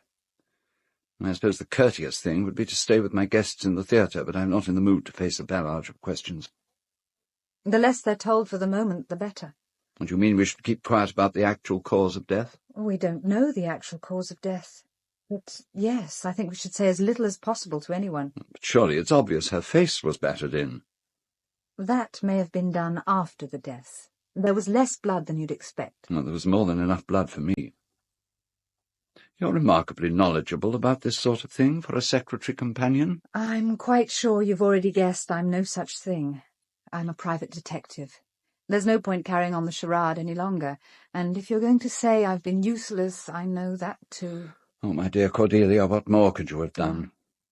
No one could have expected murder. Stop blaming yourself. Lugubrious self-reproach doesn't suit you. Where is everyone? This is like a mall. Anyway, I'm not coming to the play. I'm damned if I'll pander any longer to Clarissa's megalomania. You all indulge her nonsense as if you're terrified of her. Someone should put a stop to Clarissa. Someone has. She's dead. Murdered. My God! What happened? How? I really think that... I insist that you tell me. Very well. She was battered to death with that marble limb of the dead princess. I'd rather you kept the details from Simon. Her face was smashed to a pulp. The killer took your marble? But how did he know it was there? He, or she, took it from the display cabinet sometime early this morning, and I'm afraid that the police will take the view that whoever it was knew it was there, because yesterday, before luncheon, I myself showed it to them. Vernon, General Ralston, Patricia Garwood, Roma, Richard Pierce, Simon, Christopher Scott, Colin, Avril Clark, Tolly, John Bull, Sir James, John Warner, Gaskin, Anna Cropper, Mrs. Munter, and Marcia King, Miss Maudsley. The pianist was Geoffrey Braun. The skull beneath the skin... Do you not weep? Other sins only speak. Murder shrieks out. The element of water moistens the earth, but blood flies upwards and bedews the heavens. Cover her face. Mine eyes dazzle. She died young. Of the skull beneath the skin.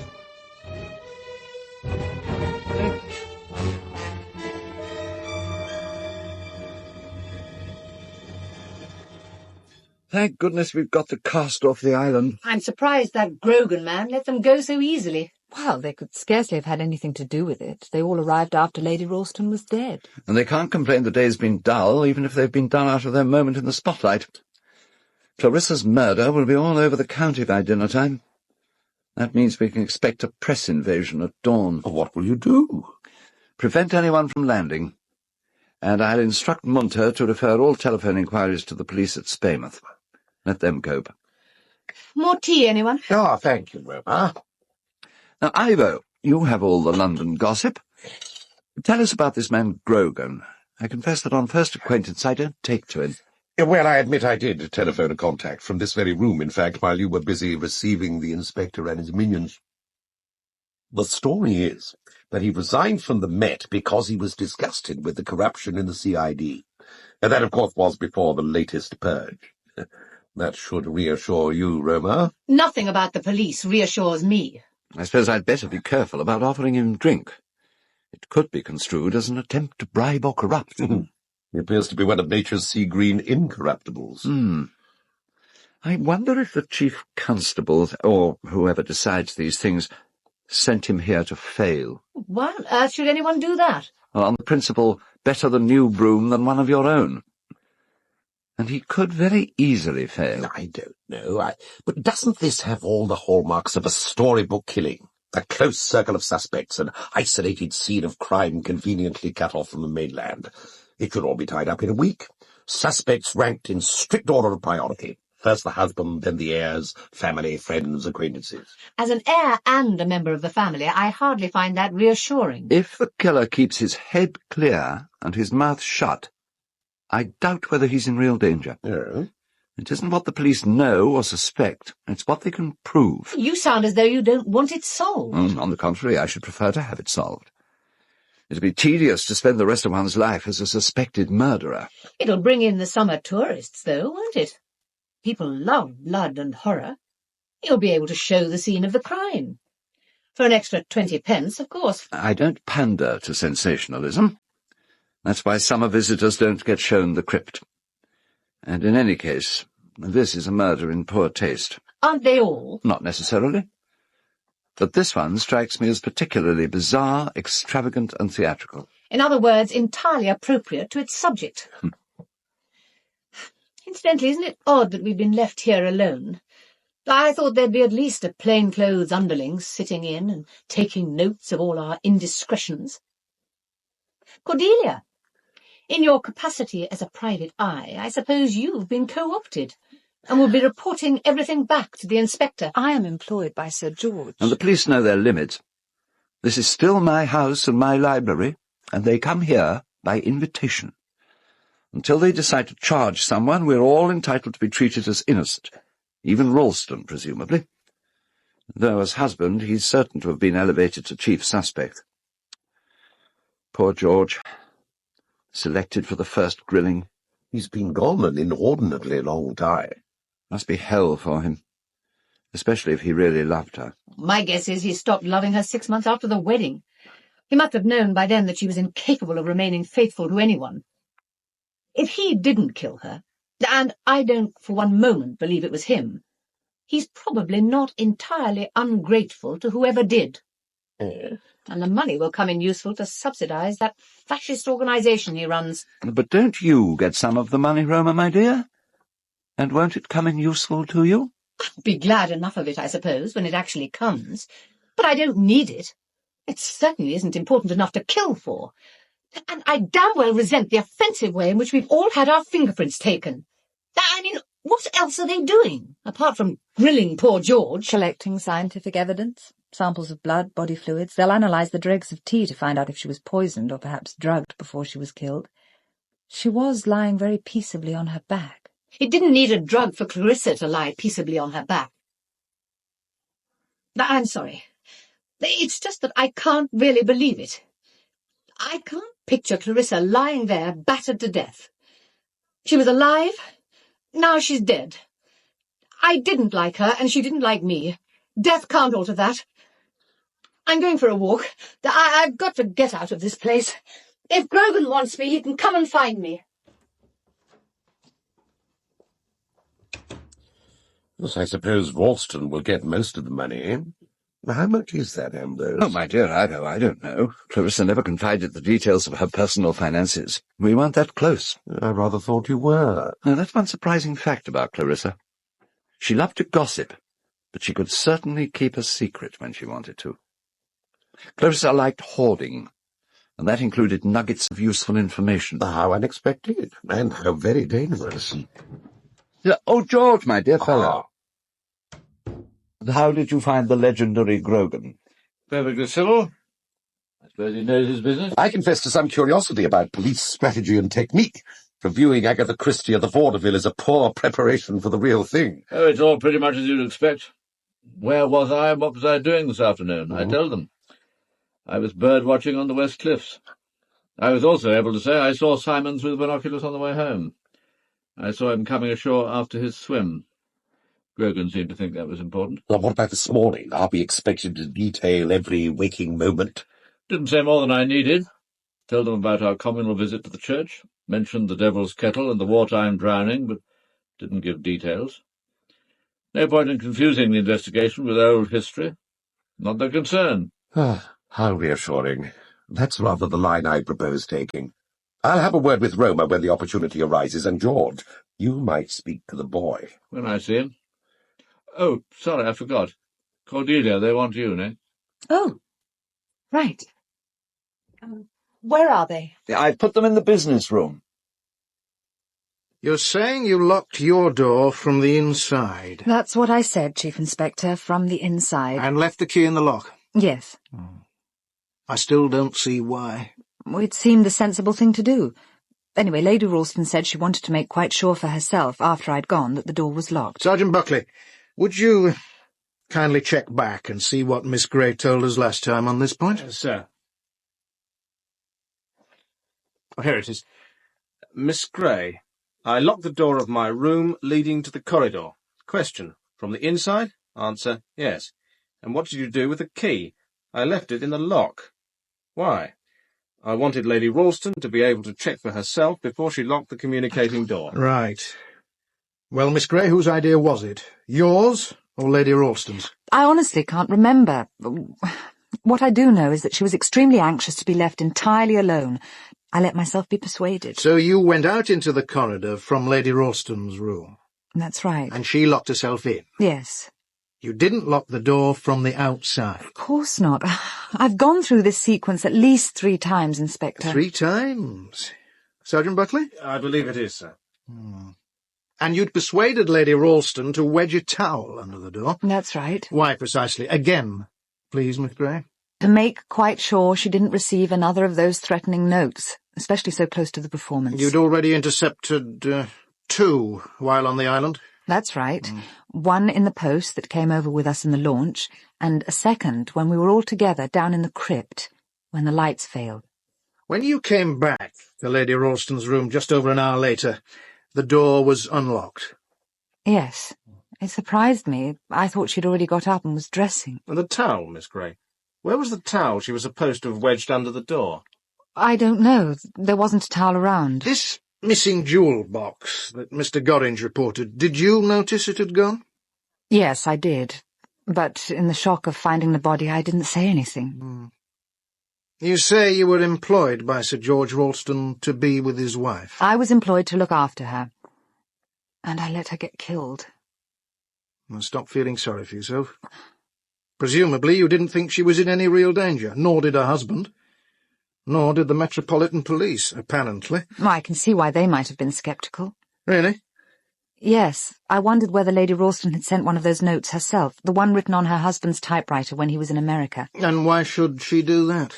To try to exonerate Sir George. I think she was afraid the police might think he was sending the notes. But I believe the idea backfired, and they suspected that she sent that message herself. They did more than suspect, Miss Gray. They tested the saliva on the flap of the envelope. Oh. You could hardly expect them to take the death threats very seriously after that. Oh, no. Any other conclusions about the notes? Well, apart from the message Lady Ralston sent herself, I thought it was possible that 2 different people were involved. I wasn't shown the first half-dozen she received. I thought it was not unlikely that they were different in some way from the later ones, and that was why they'd been destroyed. And who might this original correspondent have been? I don't know. Well, who do you suspect? I can't say. Can't? Or won't? Look, Miss Gray, let's get one thing straight, shall we? Lady Ralston was battered to death. She may not have been a good or likeable woman, but she had as much right to live her life to the last natural moment as you, or I, or anyone. Of course, I don't see why that needs saying. You'd be surprised what needs saying in a murder investigation. You may be too bright for your own good, Miss Gray. You're not here to solve this crime, that's my job. Nor are you here to protect the living. Leave that to their lawyers. You're not even here to protect the dead. Do you know the saying, on doit des égards aux vivants, on ne doit mort que la vérité. Yes, of course, Voltaire. To the living we owe respect, to the dead we owe only the truth. Yes, but I was taught a different pronunciation. I bet you were, Miss Gray, I bet you were. I taught myself with the primer. Anyway, there's no better motto for a detective. And that includes female private eyes who'd like to help the police, yet still lie abed with a clear conscience. It can't be done, Miss Gray. It can't be done. I'll bear that in mind, Inspector Grogan. You know, what surprises me a little is how much you noticed, and how carefully when you found the body. Most people, and not only young women, would have been in a state of shock. I know. It surprised me, too. I think what happened was that I couldn't bear to feel too much emotion. It was so horrible that it was almost unreal. I had to detach myself, so my intellect took over and made it into a kind of detective puzzle. That's why I noticed that the jewel box had disappeared, or things like the tea tray and the used cup with a smear of lipstick on the rim, or the balls of cotton wool smeared with makeup on the dressing table. It was that sort of mental tabulation that kept me from keeling over. Perhaps that's how surgeons feel. You have to keep your mind on procedures and techniques, because otherwise you might realise that what you have lying there is a human being. It's how a policeman trains himself to behave on the scene of an accident. Or a murder. What exactly did your intellect deduce? Oh, the obvious things. How odd it was that Lady Ralston had cleaned the makeup from her face, but that there was lipstick on the cup by the bedside. It looked as if she must have made up her lips again in bed before she drank her tea. Why? And I noticed that despite a good deal of blood, there wasn't as much as you'd expect from a head wound, so I thought it was just possible she was killed some other way and the injuries to her face made afterwards. And I was puzzled by the cleansing pads on her eyes. They must have been put there after her death. It wouldn't have been possible for them to stay in place while her face was being destroyed. You're sitting on the wrong side of the desk, Miss Grey. I take that as a compliment. There is one thing you ought to know. Sir George didn't kill his wife. When he first arrived in the bedroom and I blurted out how sorry I was, he looked at me with a kind of amazed horror. I realized that for a moment he thought I'd killed her, that I was confessing. Let's go back to the Friday night, the time when you were with Lady Ralston in a room and she showed you the secret drawer in her jewel box. That review of the Rattigan play, are you sure that's what it really was? Quite sure. It wasn't a document or a letter? And it was a local newspaper cutting. I only read the headline. I do remember thinking that the cutting was oddly shaped, much larger than the actual review. And those threatening messages? Did your client ever give the least indication that she knew or suspected who was behind them? Never. And you yourself can throw no light on why and by whom she was killed? No. Very well. Thank you, Miss Grey. You've been helpful. Not perhaps as helpful as I'd hoped, but helpful. I've told you everything I know. Oh, it's early days yet. We'll be talking again. Goodbye, Miss Grey. Allow me, Miss Grey. Goodbye. Well, what do you think? She's attractive, like a cat, self-contained and dignified. But did she do it, Sergeant? She had time and opportunity. We've only her word that she locked her bedroom door, or that Lady Ralston locked hers. She knew where that marble arm was kept, and she had access to the business room where Gorringe's typewriter is kept, so she could have typed that final message. I can't see Miss Grey as a murderess. It takes an effort of the imagination, I grant you. If she did have a hand in it, my guess is that it was as Ralston's accomplice. They're an unlikely couple. It's difficult to see what they have in common. Politics rather than bed, I imagine. But police work teaches you that when it comes to sex, nothing is too bizarre to be ruled out.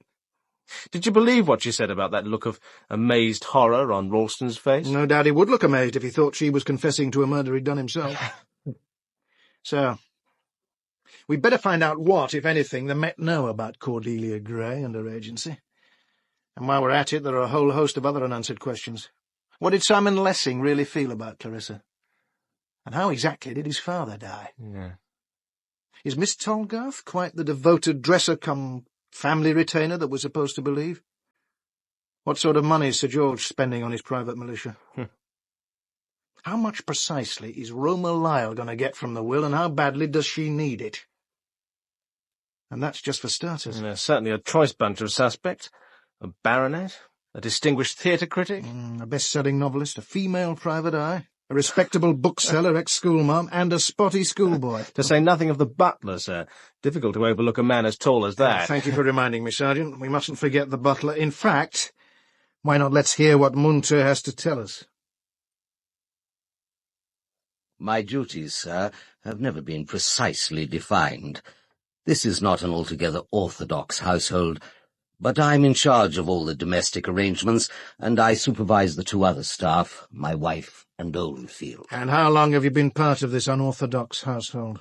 My wife and I came into Mr. Gorringe's service in July 1978. Shortly after his return from 12 months spent abroad, he'd inherited the castle from his uncle the previous year. This play, it was to be a regular event, was it? An annual drama festival, perhaps?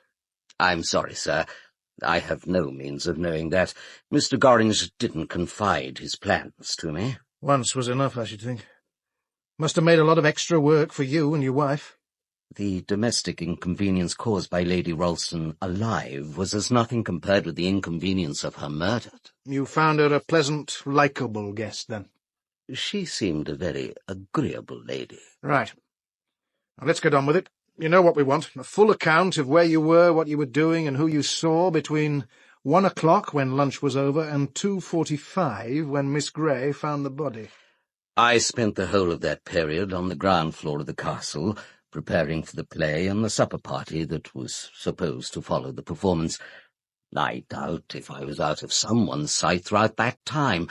Oh, except when I remembered that Mr. Gorringe had asked me to find a different musical box for Act 3.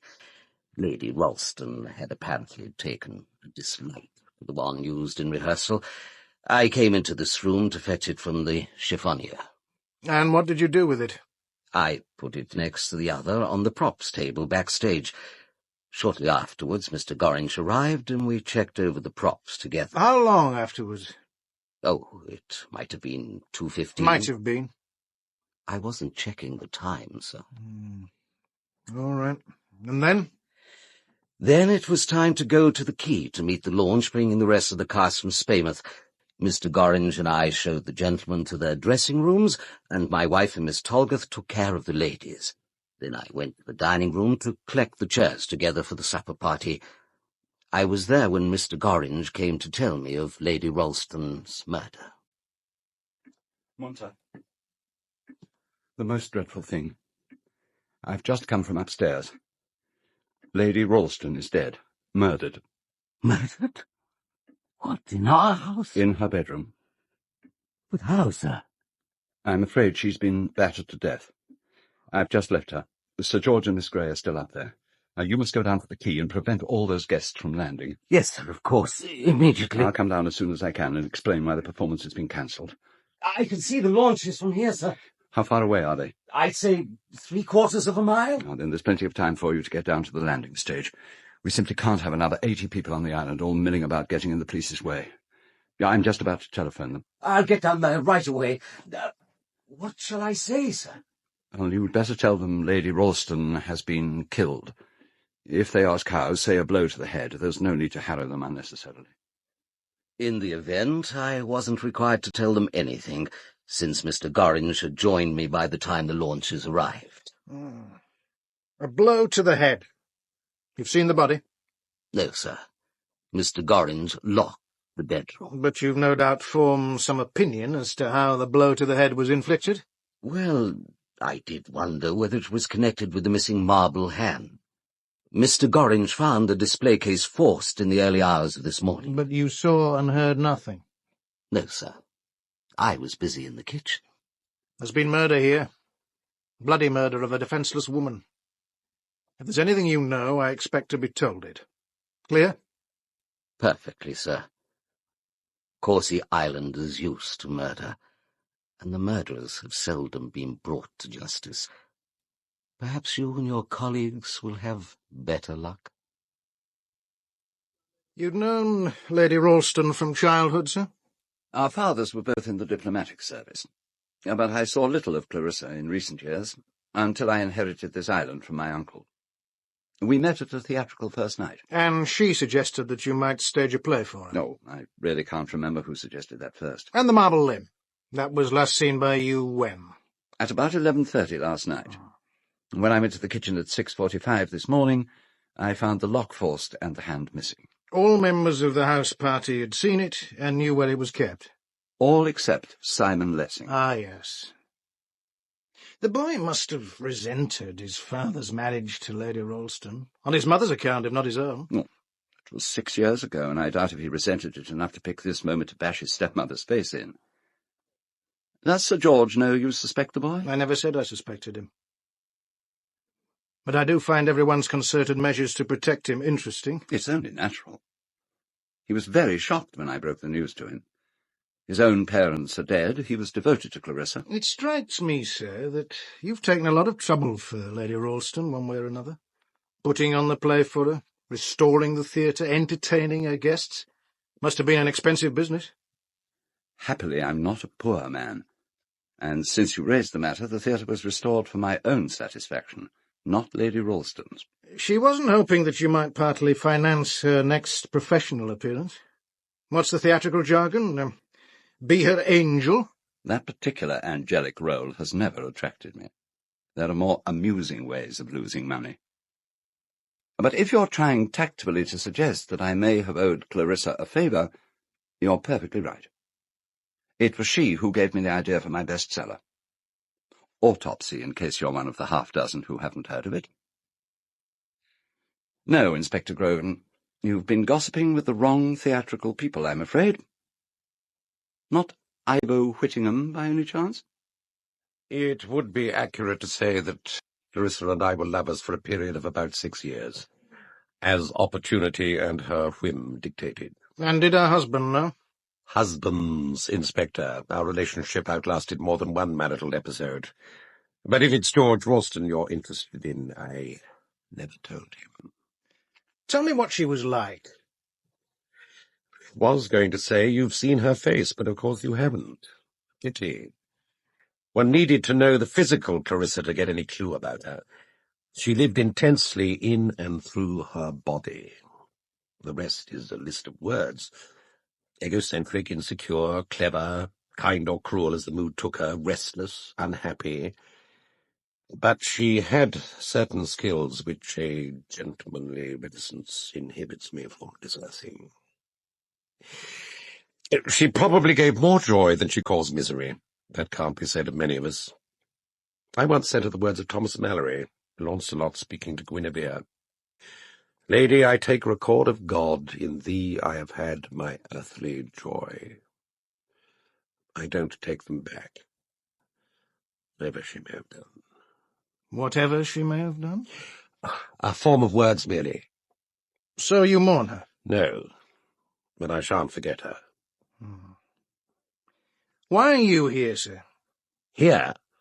Or on the island? Well, why are any of us here? Because Clarissa wanted us here.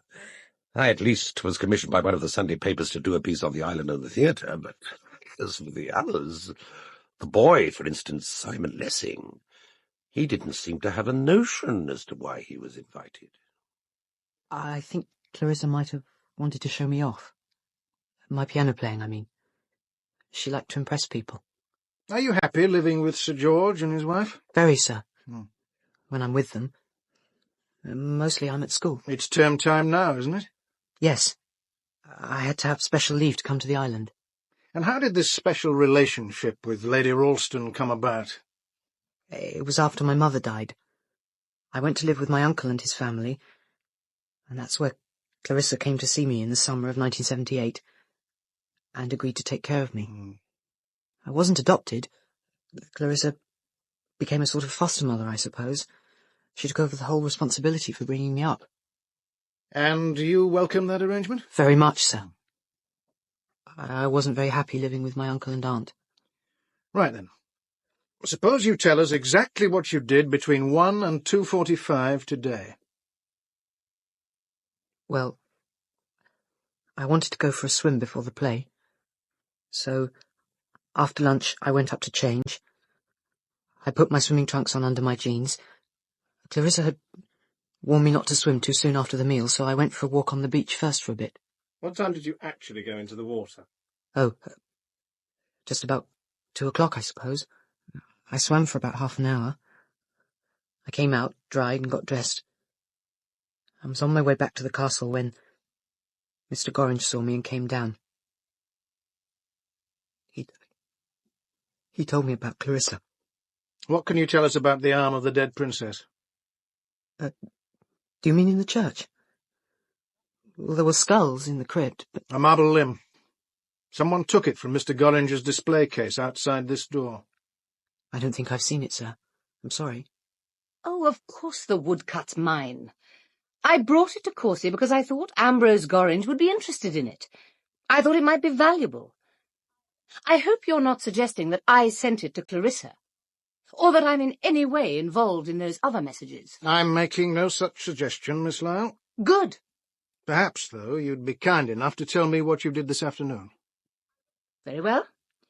I went to see Clarissa in her room just before she took her rest. Why, exactly? Why? To wish her good luck for the performance, of course. Why else? I thought you had lunch with her. So I did. Well, why didn't you do it then? I forgot. I realized as soon as she'd gone upstairs. I had to wish her good luck. I see. And you left her when exactly? Oh, at 1:05. And then what? Then I went to the library. I stayed there till 2:30. And then I went up to my room to change. Was anyone with you in the library? No one. I was alone all the time. Oh, except that Miss Gray put her head round the door at about 1:20. What were you doing there? What does one usually do in a library, Inspector? I was reading. All the time? It is possible, even in this day and age, to sit and read for 90 minutes, Inspector. But if you must know, I was also waiting for a private business call from my partner. And before you ask, no, it did not come through. So, you sat by the telephone and read. Is that all? For a few minutes I wrote a letter. I see. Do you have the letter? I decided not to send it. I tore it up. A letter, Sergeant. The torn-up fragments of a letter. Did you find them in the wastepaper basket? No, sir. Nothing like that. No letter, Miss Lyle? Of course not. I didn't put the pieces in the waste paper basket. No? What did you do with them? I took them with me to my room and flushed them down the lavatory. Really? Yes, really. Why not? And you went up to your room when, exactly? At 2:30. Wasn't that leaving it a little late to change for the performance, Miss Lyle? Yes, well, I decided to give the play a miss, actually. There's nothing so surprising in that, Inspector. I'd seen quite enough of Clarissa's histrionics. I simply preferred to take a walk, that's all. What did you make of all that, Sergeant? Would you care to propound a theory to explain all those intriguing eccentricities of behaviour? Well, let's say she was expecting a telephone call from her lover. When it didn't come, she decided to write to him. Then she thought better of it and tore up the letter. She collected the bits from the waste paper basket because she didn't want us piecing them together and reading her private correspondence. Ingenious, Sergeant. But you see where it leaves us. At the time she tells us she took those scraps upstairs, she couldn't have known the police would be here to poke their noses into her private correspondence, not unless she also knew by then that her cousin was dead. Well, let's not read too much into it, Sergeant. It might have been the servant she was protecting herself from, not us. I suppose so, sir. And Miss Roma Lyle's story is not the only unconvincing one. Consider the curious reticence of the lady's maid. Sounds like the chapter heading for one of those snobbish 30s thrillers, doesn't it? You question the lady, Sergeant. She may prefer youth to experience. Give her a treat. Of course I knew about the threats. Who do you think was sending them, Miss Tolgar? I don't know. You know all Miss Lyle's friends. Haven't you any idea who it might have been? It isn't for me to make guesses. No, Miss Tolgar, quite right. Now, what about this afternoon? What did you do after lunch? The normal, before a performance. Which was? Miss Lyle always rests for a couple of hours. She has a tray of China tea made with lemon. I prepared that in the kitchen and took it up to her. Was anyone with her? Sir George. And then? Then I tidied up the bathroom and prepared a bath. I see. When I went back into the bedroom, Miss Grey was there. She went into her own room to change, and while she was there, Sir George left. I went shortly afterwards. I came back at 2:45. I was worried in case Miss Grey hadn't called her. Were you happy working for Lady Ralston? My mother had been her nurse. You liked each other? We're used to each other. Can you think of a reason, any reason, why anyone should want to kill her? No. All one big happy family, were you? There's never a good reason for people to kill each other, even in happy families. It's all over the Sunday papers, Miss Grey. News. Mine says she was, battered to death. I can't believe it.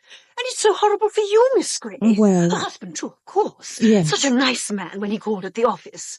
I suppose it was some kind of intruder. The paper does say her jewellery is missing. I do hope the police don't get any wrong idea. I'm sure they won't, Miss Maudsley, but they'll be sure to check up on me and on the agency. Don't worry, just answer their questions. Oh, dear, yes. I suppose we must. But it's all so dreadful.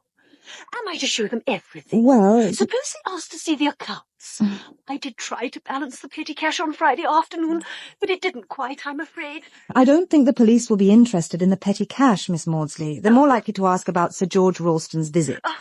Let them see anything they ask for, except, of course, the client's files. Yes, they're confidential.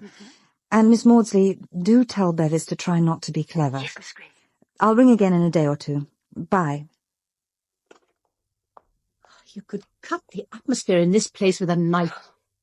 I'm going for a walk. Would you care to come? I'd like to have a word with you. All right, Miss Lyle. Inspector Grogan can always send for us if he wants us. You're supposed to be an expert in these things. Well, when do you suppose we can get away? I've got a shop to look after. My partner can't manage indefinitely on his own. The police can't keep us here, surely. Well, the investigation could take months. They can't legally hold us at all unless they arrest us. Of course, some of us will have to attend the inquest, but I should think you could leave tomorrow if you wanted to. Did you know I'd asked Clarissa for a loan just before she was killed, and she turned me down? Yes, I was there when she told Sir George. Have you told the police? No. That was decent of you, considering I haven't been particularly pleasant to you. Well, if they want that kind of information, they can get it from the person concerned. They haven't got it so far. I lied. I'm not sure why. Panic, I suppose. It's odd. I've never much liked the police, but I always took it for granted that in a crime like murder I'd cooperate up to the hilt. I want Clarissa's murderer caught. Of course I do. So why do I feel so defensive? I know. I feel the same. It looks as though George hasn't told them about our quarrel either. Nor has Tolly, apparently. Clarissa sent her out while we were talking, but she could have easily heard. What do you think she has in mind? Blackmail? No, I'm sure not. But I think she knows. She was in the bathroom while I was there, and she probably overheard. Clarissa was pretty vehement. She was vehement with me. Vehement and offensive. If I were capable of killing her, I'd have done it then. You know, what I can't get used to is the way we all carefully avoid discussing who could have killed her. We're stuck here together. Life will be intolerable if we start hurling accusations at each other. Well, I don't think I can go on, pretending to make polite conversation when we're all thinking about the same thing, avoiding each other's eyes, locking our doors at night. Did you lock yours? Yes, I'm not sure why. I don't for one moment think there's a homicidal maniac on the island. Clarissa wasn't killed by mistake. She was the intended victim. Who do you think did it? One of us who slept in the castle on Friday night. But who? Who? Can't be Ambrose. He never felt a strong emotion in his life. And he hasn't the ruthlessness. He does have a taste for horror, but it's second-hand. Disinfected by time. Tag of executioner's rope. A blood-stained nightdress. And it can't be Simon. He never even saw the marble arm. And anyway, he'd have confessed by now. He's a weakling, like his father. As for Ivo, well, I know he's dying, and he may feel he's out of reach of the law, but where's his motive? I suppose George is the main suspect. But I don't believe that either. He's a professional soldier. He wouldn't kill in that way, and certainly not a woman. Could be the Munters, I suppose. Or even Tolly, but I can't think why. That leaves you and me. It wasn't me. And if it's any comfort to you, I don't think it was you, either. Thank you. Tell me about Clarissa. You spent a lot of your holidays with her as a child, didn't you? Oh, God, those awful Augusts. Clarissa's mother wanted her to have young company, and my parents were glad to have me fed and boarded free. We got on quite well then, oddly enough. United by our fear of her father, I suppose. She lived in terror of him. No wonder she spent the rest of her life looking for love. But then don't we all? I thought she adored her father, that he was an overindulgent, devoted papa. Is that what she told you? How typical of Clarissa. He was a brute. Not physically, but that might have been more endurable than cold sarcasm and contempt. He didn't really like women. And Clarissa wasn't even pretty as a child. I was told something about her, something she'd done, and I thought she was a monster. But perhaps no one is. Not entirely. Not when you know something about them. She was a monster. But when I think of Uncle Roderick, I can understand why. Look, There's Grogan. You can see us from up there. Oh, yes. Hadn't we better be getting back? He'll suspect us of conspiracy. Isn't that my window? What's he doing in your room? Telling that young Bobby what to do, I suppose. They're reconstructing the crime, or what they think happened to Clarissa's jewel box. Look, he's climbing down the fire escape with a box in his hands. Why? There you are. He's throwing it as far out to sea as he can, and there's a diver there in that rowing boat. So they think it was a robbery, and the empty jewel box was thrown into the sea. Exactly. But my guess is that they'll find it still contains Clarissa's jewels. And for someone on the island, that would be very bad news indeed. All right. So now we know from the autopsy that Lady Ralston was killed by a blow from a blunt instrument. The subsequent damage was done maybe 10 minutes later after death. So we have a murderer who sits and waits while she dies and then... what? Decides he didn't much like her and gives her a bit more. He could have spent the time searching for something and been enraged when he didn't find it. Searching for what? There's no sign of a search. If he was looking for something, he knew what he was about. My guess is that he found it. I wonder what Mrs. Beeton would reject as the most inappropriate meal for this kind of occasion. A borscht followed by steak tartare. Don't you care at all? I don't like to think that she suffered or was in terror even for a moment. But if you mean, do I care she's no longer alive, then no, I don't really care. We'll have to serve ourselves, I'm afraid. I told Mrs. Munter to take the evening off and get some rest. Munter hasn't shown himself since lunch. If the police want to interview him again tomorrow, they'll be unlucky. Drunk, is he? I thought he might take to the bottle. Yes. I'm afraid this sort of thing does happen from time to time. It usually lasts 3 days. I suppose it's his release from intolerable boredom. This island isn't really congenial to him. He has an almost pathological dislike of water. Where's Roma? Oh, she says she has a headache. She took sandwiches to her room. I was rather wondering about Munter. Oh, my dear Cordelia, in what connection? I was wondering whether he might have found a way of augmenting his income.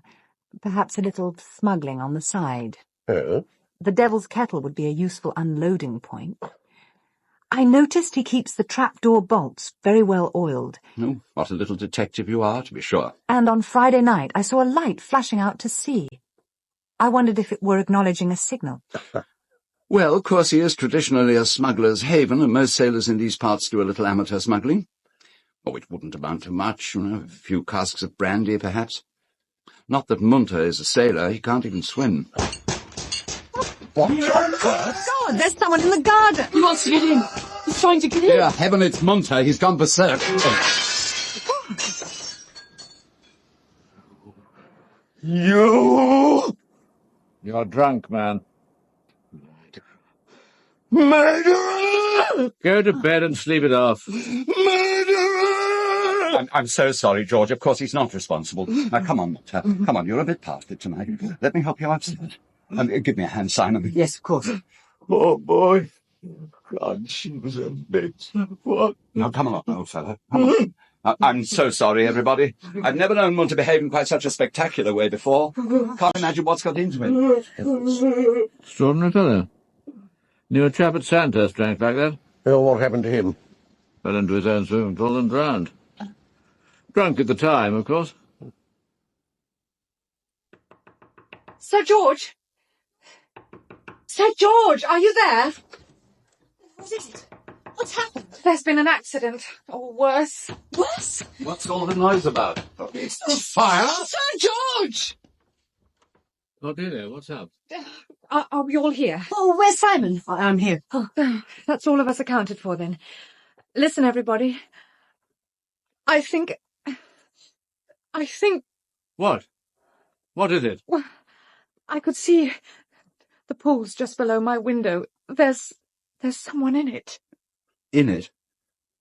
You mean not swimming? Not swimming. Just down there, just below the surface, amongst the leaves. Below the... Oh, well, someone had better... Simon, will you? Yes, I'll go. I'll go in and see. I won't be a minute. Come on, let's get down there.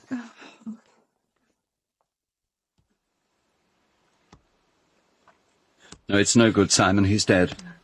He's probably been in the water for hours. There's no point. Oh, my God. But ought we to give up? I thought you were supposed to go on for ages. Not when the pulse has gone and the body's cold. Leave him be. He's dead. Can't you see he's dead? Come on, Simon. You're worn out. Here, put this towel around you. Thanks. I'm so very sorry, Mrs. Munter.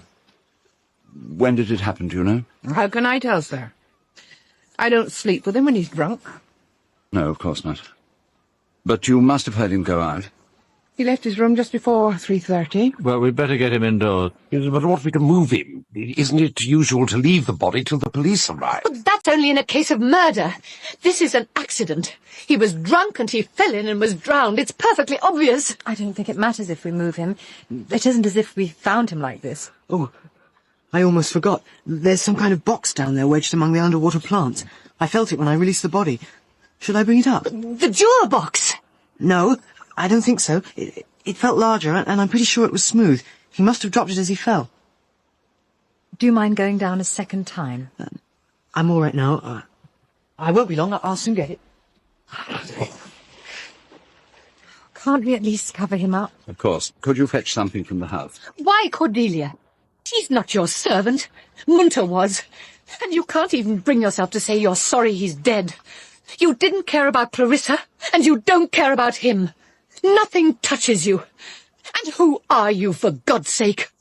Your grandfather made his money out of liver pills and gripe water. If it's of any interest to you, I would rather see all of you, with one possible exception, dead at the bottom of my pool, than lose Carl Munter. It was caught under the netting. Here. Thanks. Now take it. Here, help yourself up. Oh, thank you. Good Lord. I last saw this with the other musical box on the props table. He must have been taking it back to the tower room. But why in the middle of the night? Well, that's no reason. I mean, he was drunk. How about the other box? And that was kept in the business room. But unless Munter returned it, I suppose it's still backstage. Better get dressed, boy. You're shivering. Yes. Yes, I will. I won't be long. That boy has more talents than I gave him credit for. And how, incidentally, did he know what Clarissa's jewel box was like? I thought you only gave it to her, Ambrose, when she arrived on Friday morning. I suppose, like you and me, he's been to her room and been shown it. Oh, I realised that. I was just wondering when exactly. Why not leave all that to Grogan? One amateur detective in the house is enough, surely. I'll go and telephone the police. And I'll get back to bed. And after I've had my stint with Grogan, I'll relieve you of my presence here. Death is becoming rather infectious in your paradise. Well, I suppose we may as well go and see if the second musical box is back in the business room where it's usually kept. Good idea. And by heaven it is. What's going on? The second musical box, it's back in the chiffonier. That's odd. So he did return it. Probably couldn't rest until it started putting things to rights. Except that he's changed them around. This one belongs in the tower room. How could you possibly know that? Because I saw it there on Friday afternoon while Clarissa was rehearsing. I went to explore the tower and found the room. I couldn't be mistaken. Well, they look very alike. But they play different tunes. I opened the box in the tower room, this box. It played Greensleeves. The one at the rehearsal played the Scottish melodies that Lady Ralston objected to so much. So Munter went up to the tower and fetched this one for the performance. And that was yesterday afternoon. And that means that somewhere around the time of the murder he was within a few feet of Clarissa's door. He could have seen someone entering or leaving. He could have gone into her room himself. And that's why he was obsessive about returning the boxes, each to the room he said he'd taken it from. He lied to the police. But they'd only have our word for it. And it's very convenient for us, isn't it? A dead suspect. The butler did it. Even in fiction, that's usually regarded as unsatisfactory these days. I think I can hear the police launches. Then I'll go down to the quay and meet them. I'll come with you. I'm curious to see Grogan's reaction to this second misadventure. Sir George, when we were standing round Munter's body, you recognised that drowned face, didn't you? What do you mean? You'd never seen Munter like that before, with his face upturned. But that's exactly how you last saw his father.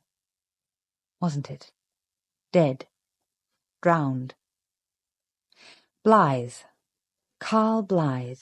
The young man drowned in the Devil's Kettle by his Nazi compatriots way back in 1940. What on earth made you think that? Your face when you looked down at him. And the war memorial he decorates every Armistice Day. The words he shouted at you. Murderer, murderer. It wasn't Clarissa's murder he was thinking of. It was his father's. But most of all, his name. Munter. Munter's German for carefree, isn't it? Carefree. Blythe. I didn't deliberately let them kill him. You don't have to explain to me. It's not my business. You were a young officer at the time. You can't have been in command here. No, but I was on duty that night. I should have discovered that something was up, but I hated Blythe so much I couldn't trust myself to go near him. He had made my childhood hell at school. That's one thing you can't forget and never forgive. So I shut my eyes. You could call it dereliction of duty. And Munter must have grown up believing the army had murdered his father. I wonder why he took a job on this island. Curiosity? He couldn't have expected you to turn up. He might have hoped for it. He took the job in the summer of 1978. That's the year I married Clarissa. She's known Ambrose nearly all her life. They're both pretty much in the public eye, and I'm not exactly an nonentity. If the police arrest you, I shall feel free to tell them everything. No, Cordelia, it's my concern, my past, my life. But you must see how it will look. If they believe me about the musical box, they'll know that Munter was a few feet from your wife at the time she died. If he didn't kill her himself, he could have seen the person who did. Taken with that shout of murderer directed at you, it's damning. Unless you tell them who Munter was. No. If they arrest the wrong person, it means the guilty one goes free. Is that what you want? To protect whoever it is? The guilty one? We're here together, 10 of us, on this small, lonely island, and one of us is a murderer.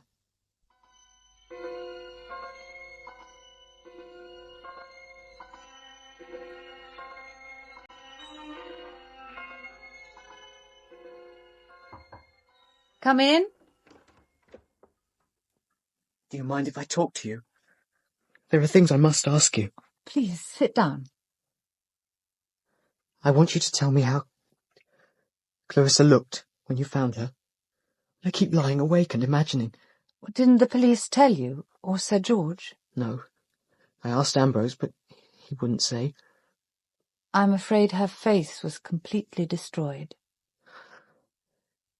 Could you recognize her at all? No. The police asked if I knew anything about a marble arm. Does that mean they think it was the weapon? Yes. It was in the display cabinet, along with a pair of handcuffs. The marble arm was found by the bed. It looked as though it had been used. Thank you. That's what I wanted to know. You didn't mention your visit to the tower when you were questioned yesterday? You didn't ask me. I didn't think it important at the time. Now those musical boxes have become significant. There's nothing else you didn't think important?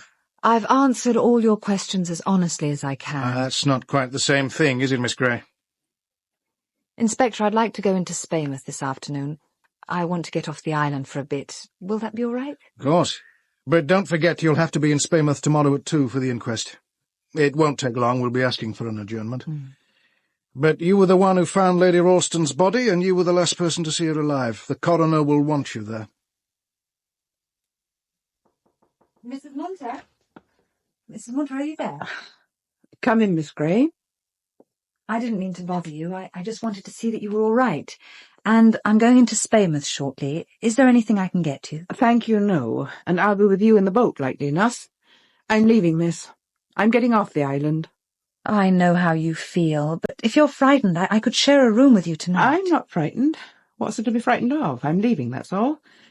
I never liked being here, and now that he's gone, I don't have to stay. Mr. Gorringe can see to the funeral arrangements. It's no concern of mine. But you're his wife. I never was. He wasn't the marrying kind, and nor am I. I'll be leaving in the launch as soon as Oldfield is ready. What about tonight? Where will you stay? She'll be staying with me. Miss Tolgarth? I didn't see you. Mrs. Munter, I'd like a word with Miss Tolgarth in private. Do you think... You can use this room. I've a few things to collect from around the house. Thank you. Miss Tolgarth, you were with Clarissa when the first of the messages came during the run of Macbeth. Tell me what they looked like. You see, Miss Tolgarth, I think it was you who sent them, and I think she guessed. She knew the wrong she'd done you, but she couldn't do without you, so it was easier to pretend. And then, as she hoped, you had a change of heart. Something made you feel that what you were doing was wrong, so the messages stopped. They stopped until one of the small number of people who knew about them took over. But now they were different. They looked different, their purpose was different, and the outcome was very different. And terrible. I know I've no right to ask you, but just tell me what those first messages were like. They were written by hand, in capital letters on lined paper. Paper torn from a child's exercise book. And the messages? It was always the same message. A text from the Bible. Thank you. You've told me what I wanted to know. Miss Tolgarth, have you any idea who it was who took over? No. I concern myself with my own sins. Let others look to theirs. Miss Lyle!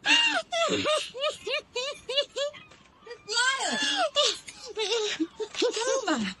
Thelma! What happened? What is it, my dear? I'm sorry. Oh. That was a disgusting exhibition. Never mind.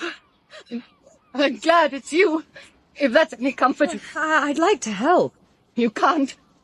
No one can. As you probably guessed, it's the usual commonplace, sordid little tragedy. What is it? I've been chucked. Oh, dear. See this letter? He wrote it on Friday night. Oh.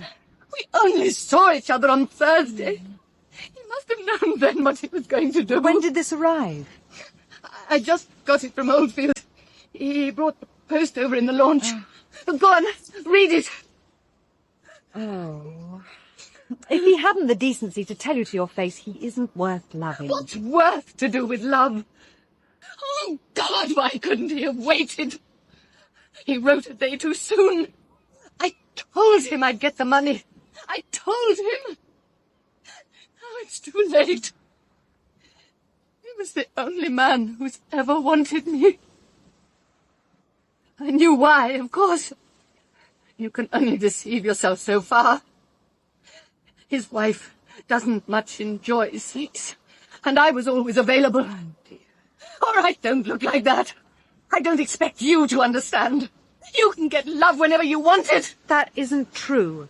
Not of me, not of anyone. Isn't it? It was true of Clarissa. She only had to look at a man. One look. That's all it ever took.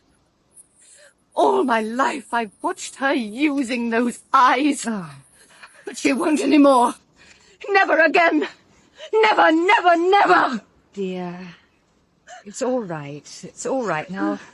Look, I have to go now. Roma, will you be all right? Don't worry.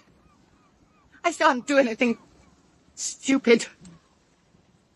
I can tell you what will happen to me. I'll take my share of Clarissa's money and buy myself a London flat. I'll find a part-time job and go on foreign holidays with a woman friend. We shan't much enjoy each other's company, but it'll be better than travelling alone.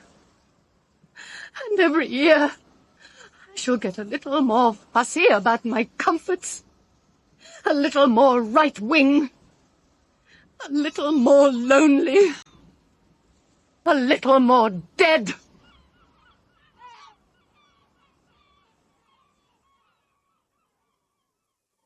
They're all arranged by years, Miss Grey. We bind 3 months together. Of course, now the Chronicle's gone tabloid, the bound volumes are much easier to manage.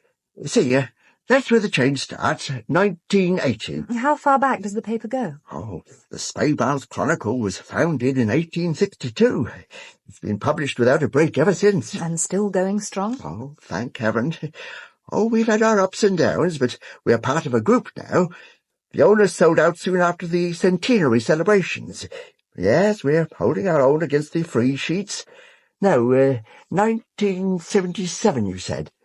That's right, the 19th of July. It's the theatre review I want. Oh, wasn't that about the time of the Royal Jubilee? The Queen came down here, you know. What an excitement. Yes, that's the week's edition I want, Mr. Hastings. July, July, here we are. We put out a bumper edition that week. Lots of pictures. I'm sure there was a theatre review. I haven't come across one. Quite sure. I've seen it. Well, I'll go back. Oh, good grief. Oh, good heavens. What is it? The page missing. Someone's got a page. Oh, you can't believe it. Look, page 8, page 11. Someone's actually mutilated our official archives. Oh, vandals. And that, Mr. Hastings, is the very page I wanted to see. Surely you've got another copy somewhere. Oh, not here. We don't keep back numbers beyond 3 years. Haven't got the storage space. The chairman might have a complete set-up in London, but I don't know. We only bind one set down here. Oh, can't get over it. Is there anyone you know who might have a copy of that paper? It was a pretty special edition. Let me, Oh, I know. Miss Costello. Try her. She's kept press cuttings on the royal family for donkey's years. Oh, a wonderful collection. We sometimes use her material for background. She isn't likely to have missed the royal visit to Spaymouth. Costello? Lucy. Miss Lucy Costello. A dedicated monarchist.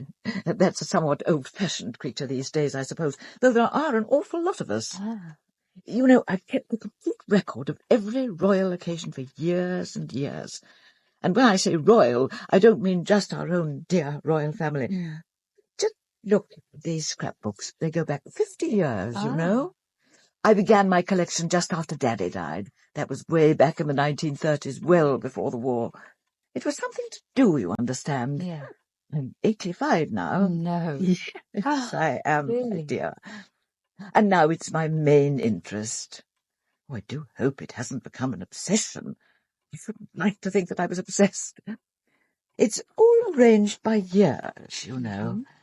1977, you said, didn't you? That's right. The week the dear Queen visited the town. Yeah. What a day that was. Of course, the Spaymouth Chronicle gave the best coverage, so I took most of my cuttings from there. And here you are. Just... Now that looks like it. It's the right shape, at least. Miss Costello, may I beg a favour? Just to make quite certain, would you remove that cutting from the book so I can see what's on the back? It's very important. Of course, there's no difficulty with that. I only use ordinary stamp hinges to hold the cuttings in position.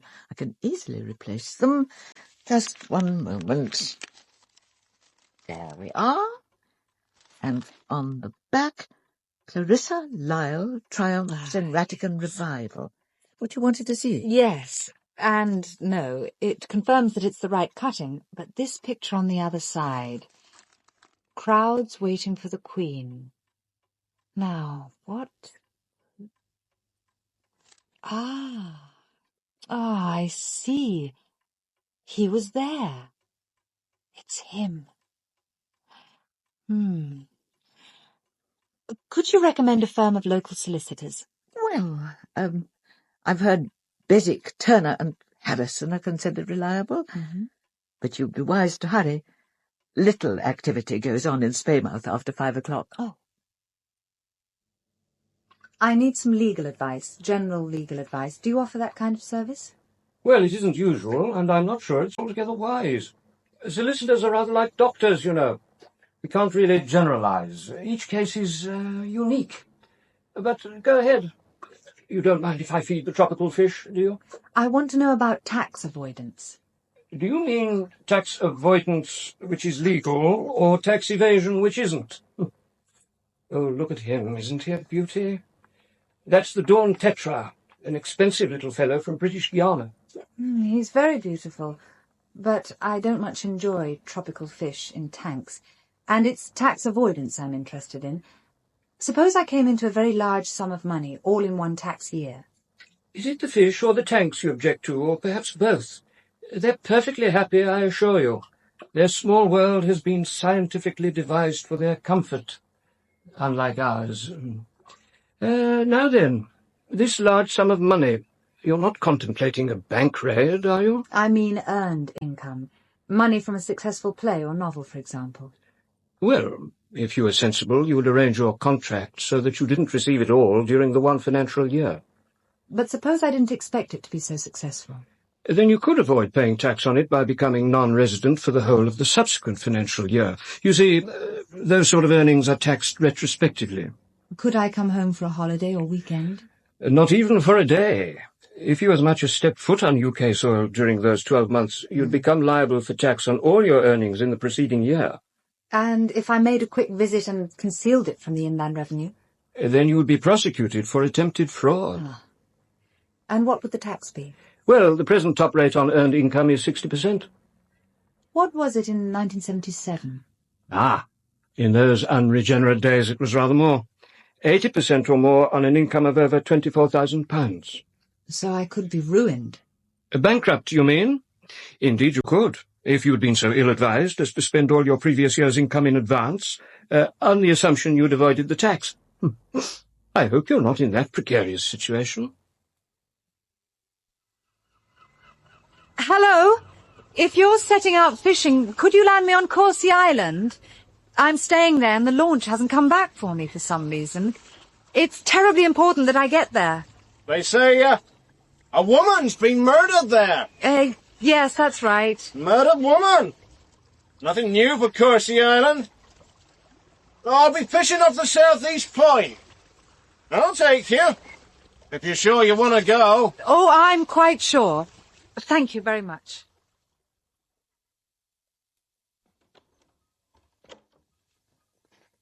Good evening, Cordelia. Have you eaten? Where is everyone? Ivor's in bed. Not at all well, I'm afraid. He's hoping to go home tomorrow. Roma left mid-afternoon with Sir George.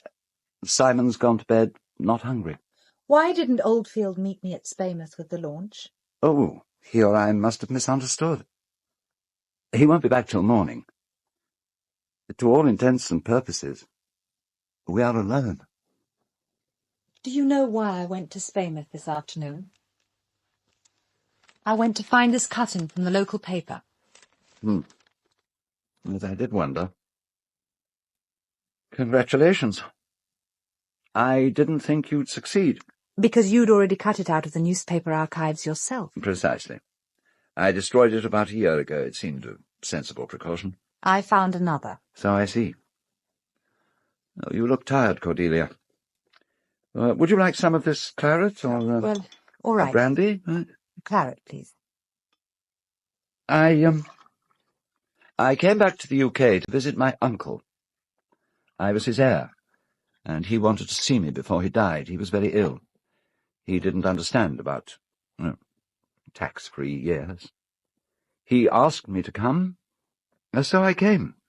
And if you hadn't, perhaps he would have altered his will. Oh, unkind Cordelia. No, I genuinely liked him, and I valued him. He was his own man, like some ancient chieftain. Even then there was no danger. Then when he was clearly dying, he asked me to get him something he fancied. A last taste of blue Stilton. He could have asked his housekeeper, but he didn't. He asked me. So that's why you went to Spaymouth? That's why. If I hadn't done that simple act of filial kindness, Clarissa wouldn't have seen that press photograph, wouldn't have forced me into staging the Duchess of Malfi, would still be alive. Odd, isn't it? We live by chance and we die by chance. With Clarissa, it was a matter of 8 ounces of blue Stilton. Chance? But it was you who smashed her face in, and not once, but time and time again. How could you make yourself do that? Wasn't agreeable. And if it's any consolation to you, I had to close my eyes. When I opened them, Clarissa wasn't there. Once her face was gone, I couldn't even remember what she looked like. Clarissa was her face. And you know, looking at her, I knew what I'd always known. The presumption that she or anyone has a soul is ridiculous. This life is all we have. We die as animals. We go into the night without hope. Millions of people share that belief, yet they still live good, kindly, and useful lives. Because goodness, kindness, and usefulness are expedient. It's necessary for comfort to be at least a little light. When I was 16, first came to this island, I knew for the first time what I wanted of life. Not power, or success, or sex, with men or women. I wanted a place. This place. This view. This sea. This island. It's the only real passion I've ever known. And I wasn't going to let a nymphomaniac second-rate actress take it from me. And so you killed her. Oh, my dear Cordelia. Of course I didn't kill her. But do you really believe you're sitting here sipping Chateau Margaux with a murderer? I congratulate you on your sang-froid. But if you I couldn't kill anyone. I thought you understood that. I haven't that brand of ruthlessness. Oh, no, she was dead when I battered her face in. Someone had been there before me. Someone? There was no upward spurt of blood. How could there be? All I did was to cover up for the murderer. Admittedly, it was mainly self-interest. I had to find and destroy that vital scrap of newsprint, but you should credit me with some disinterested concern for the killer. It pleased me to concoct a way of escape for him, if he had the guts to take it. After all, I did owe him something. I knew the cutting would be somewhere in the room. One of her little tricks was to keep it near her and to take it out of her handbag occasionally. I couldn't risk the police finding it. They'd be looking for a motive. It's never safe to rely absolutely on the stupidity of the police. So it was Simon. Oh, poor Simon. Where is he now? In his room. Perfectly safe, I assure you. Do you want to know what happened? But he couldn't have planned it. Not Simon. Planned it? No. But she's just as dead, isn't she? He told me she asked him to go to her room. He was to tell everyone he was going for a swim, but he was to wait for half an hour after she'd gone up to rest, then knock 3 times at the door. He, poor deluded fool, thought she was going to tell him he could go to the Royal College, that she'd pay for his musical education. But why did she want to see Simon? Oh, we'll never know, but I can guess. Clarissa liked to make love before a performance. Yeah, perhaps it gave her confidence. But Simon, that boy, she couldn't have wanted him. Oh, she may have thought she was doing him a service in more ways than one. Clarissa was totally incapable of believing that any normal man existed who wouldn't take her if he could get her. And who else was there? George, I'm sure, hadn't touched her since he discovered he's a cuckold. Ivo's had his turn. And I'm no use to her. But it's horrible. Oh, only because you're young, pretty, and intolerant. A different boy at a different time might even have thanked her.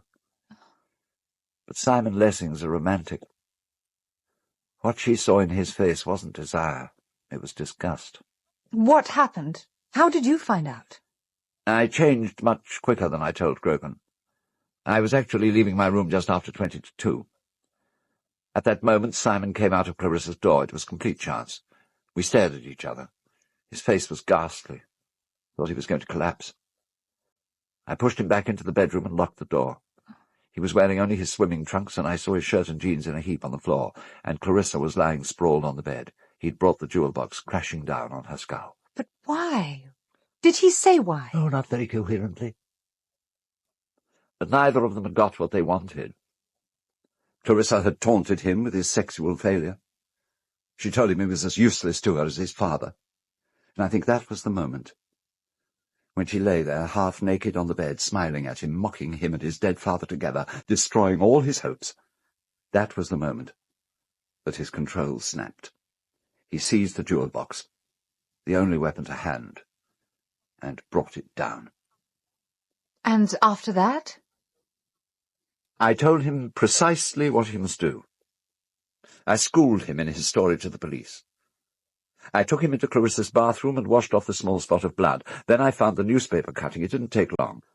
Her handbag or the jewel box were the two obvious places. Then I took him to the fire escape outside your bedroom window and told him what to do. He went down, carrying the box under his arm, and hurled it out to sea. But someone else was watching, weren't they? Munter had gone to the tower room for the musical box, and the tower room's window is the only one which overlooks the fire escape. I know. He let it slip on Saturday night when Simon and I were helping him to his room, but it wouldn't have made any difference. Munter was absolutely safe. He would have taken any secret of mine to the grave. He did take it to the grave, and conveniently early. Yes, but I didn't kill him, if that's what you're implying, nor, as far as I know, did Simon. That death, at least, was accidental. What did you do next? I had to work quickly. I cleaned the makeup from Clarissa's face so that the police wouldn't suspect she'd invited a visitor to her room. Then I set out to destroy the evidence of how she was killed and substitute a weapon Simon couldn't have brought because he didn't know it existed. Oh, I already had the marble arm and the note ready, as it happened. I was intending to put them in the casket that Clarissa would open in Act 3. Oh, I assure you the result would have been spectacular. I doubt if she'd have got through the scene. You sent all those threatening quotations. You took over when Tolly stopped. Oh, so you know about Tolly? Oh, I think I've underestimated you, Cordelia. Yes, I wanted to get back my privacy, my peaceable island. She would never return to Courcy if its theatre was the scene of her final humiliation. To do her justice, she wasn't a common blackmailer. She first saw that newspaper cutting in 1977. She hugged it to herself for 3 years before she needed to make use of it. It was bad luck that the restoration of my theatre and the crisis in her career coincided. Suddenly there was something she wanted of me, and she had the means to get it. And Simon conveniently provided a permanent solution to your problem. I hope it's a solution. You know, it's not going to be possible to shield him for much longer. He's beginning to drink, you must have seen it. And he's making mistakes. That gaffe which Roma noticed, for example. How could he have known what the jewel box was like if he hadn't seen or handled it? And there would have been others. I liked the boy, but I was wrong about him. He hadn't the guts to see this through. Would have been. You liked the boy. Where is he? Where is Simon? I told you. In his room, as far as I know. No, he's not. Where is he? Dear God, what have you done? Simon? Simon?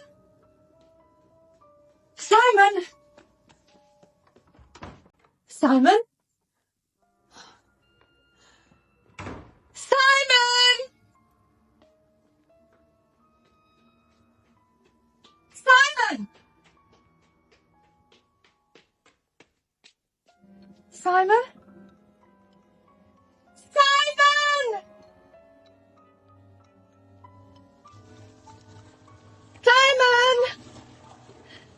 Simon! Down here! Simon, what's happened? Ambrose told me I'd be in prison for the rest of my life. That's on Broadmoor. I can't face that. I came to the Devil's Kettle. This is the best thing. Where's the key to those handcuffs? What have you done with the key? I chained myself to the top rung of the ladder and dropped it. I heard it hit the water. That was half an hour ago. The water wasn't even over my ankles. Leave me alone, Cordelia. This is the best way. Leave me alone. There's not much time. We have about another 5 minutes at the most. Watch out! I'm coming down! I can't stand it, Cordelia. Prison. Broadmoor. I can't stand it. Lied, Simon. Ambrose lied. Manslaughter isn't murder. You didn't mean to kill her, and you aren't mad. Cold. Water's icy. Oh, show me, Simon. Exactly where did you drop that key? Show me! About here. I held out my right hand like this. Right. Then I let it fall. You hold on. And wish me luck.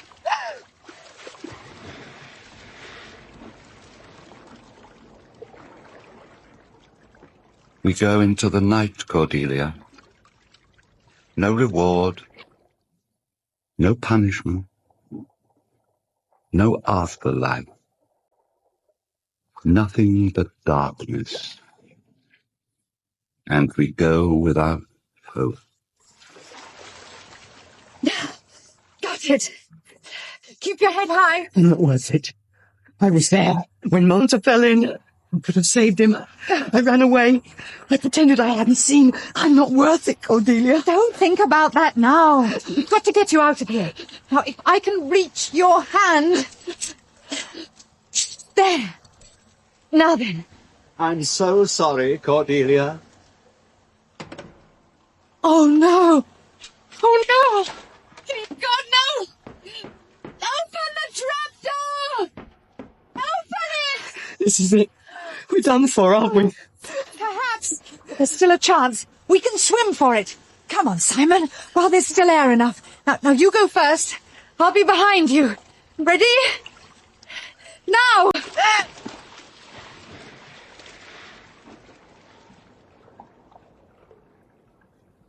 O Lord, methought what pain it was to drown.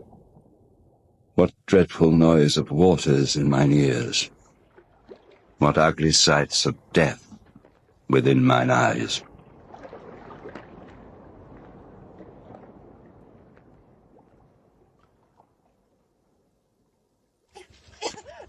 Got it. Come on. Ease up. Oh, take it easy, girl. Oh, lucky for you, I was still here. You saved my life. Oh, saved you a bit of a swim, that's all. You'd have made it. There are two of us. There's the boy with me. We've got to find him. Huh? Well, no sign of anyone else. He might be here somewhere. He's a strong swimmer. All right, I'll try. Well, you go into the cabin and get warm. Yes. Are you sure that the trapdoor was bolted? Did you try to lift it? At first, but I knew it was no good. I heard the bolt shoot home. You were frightened and cold. It might have fallen accidentally. It didn't. You understand the importance of what you're saying? Of course. We'll need to take you back there.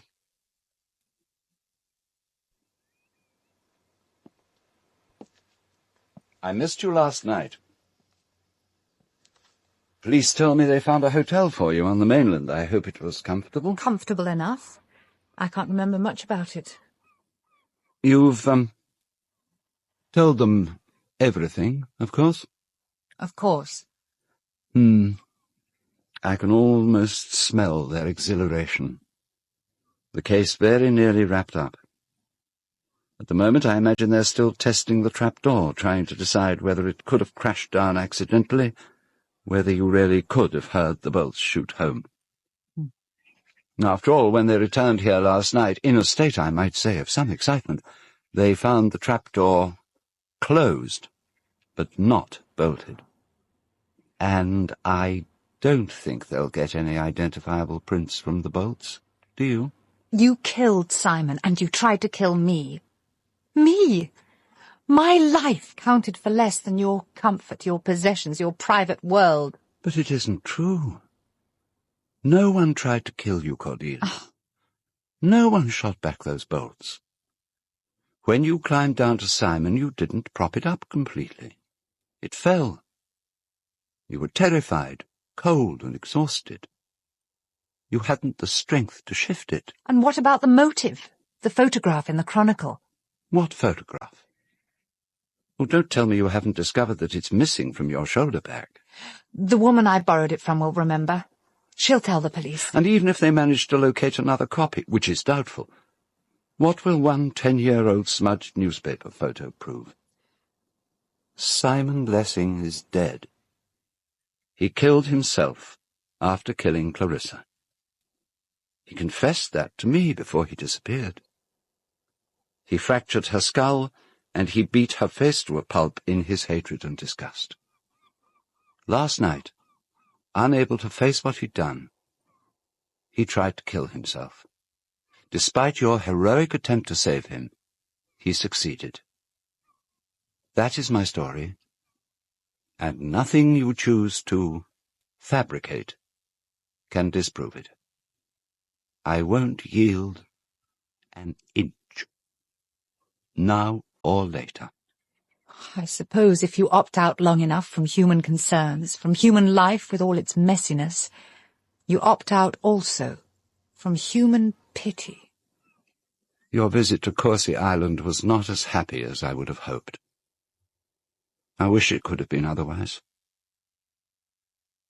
I'm sorry, Cordelia. Truly sorry. Please forgive me. Oh, Miss Gray, I do hope it's all right calling you. I wondered when you'll be coming home. There's a new case. It's terribly urgent. A lost Siamese kitten. It belongs to a child just out of hospital. She's only had it a week. She's dreadfully distressed. And Mrs. Sutcliffe's just rung. Her Pekingese, Nanky Poo, is lost again. She wants someone to go round at once. Lock up and start looking for the kitten. Ring Mrs. Sutcliffe and tell her I'll call round this evening about Nanky Poo. I'm catching the afternoon train after the inquest. Bye. Back to your lost kittens, Miss Gray. A bit of a come-down. Oh, I don't know. Animals don't burden you with their psychological problems, nor surround themselves with possessions, nor scream with pain at the loss of love. They don't expect you to die for them, Chief Inspector, and they don't try to murder you.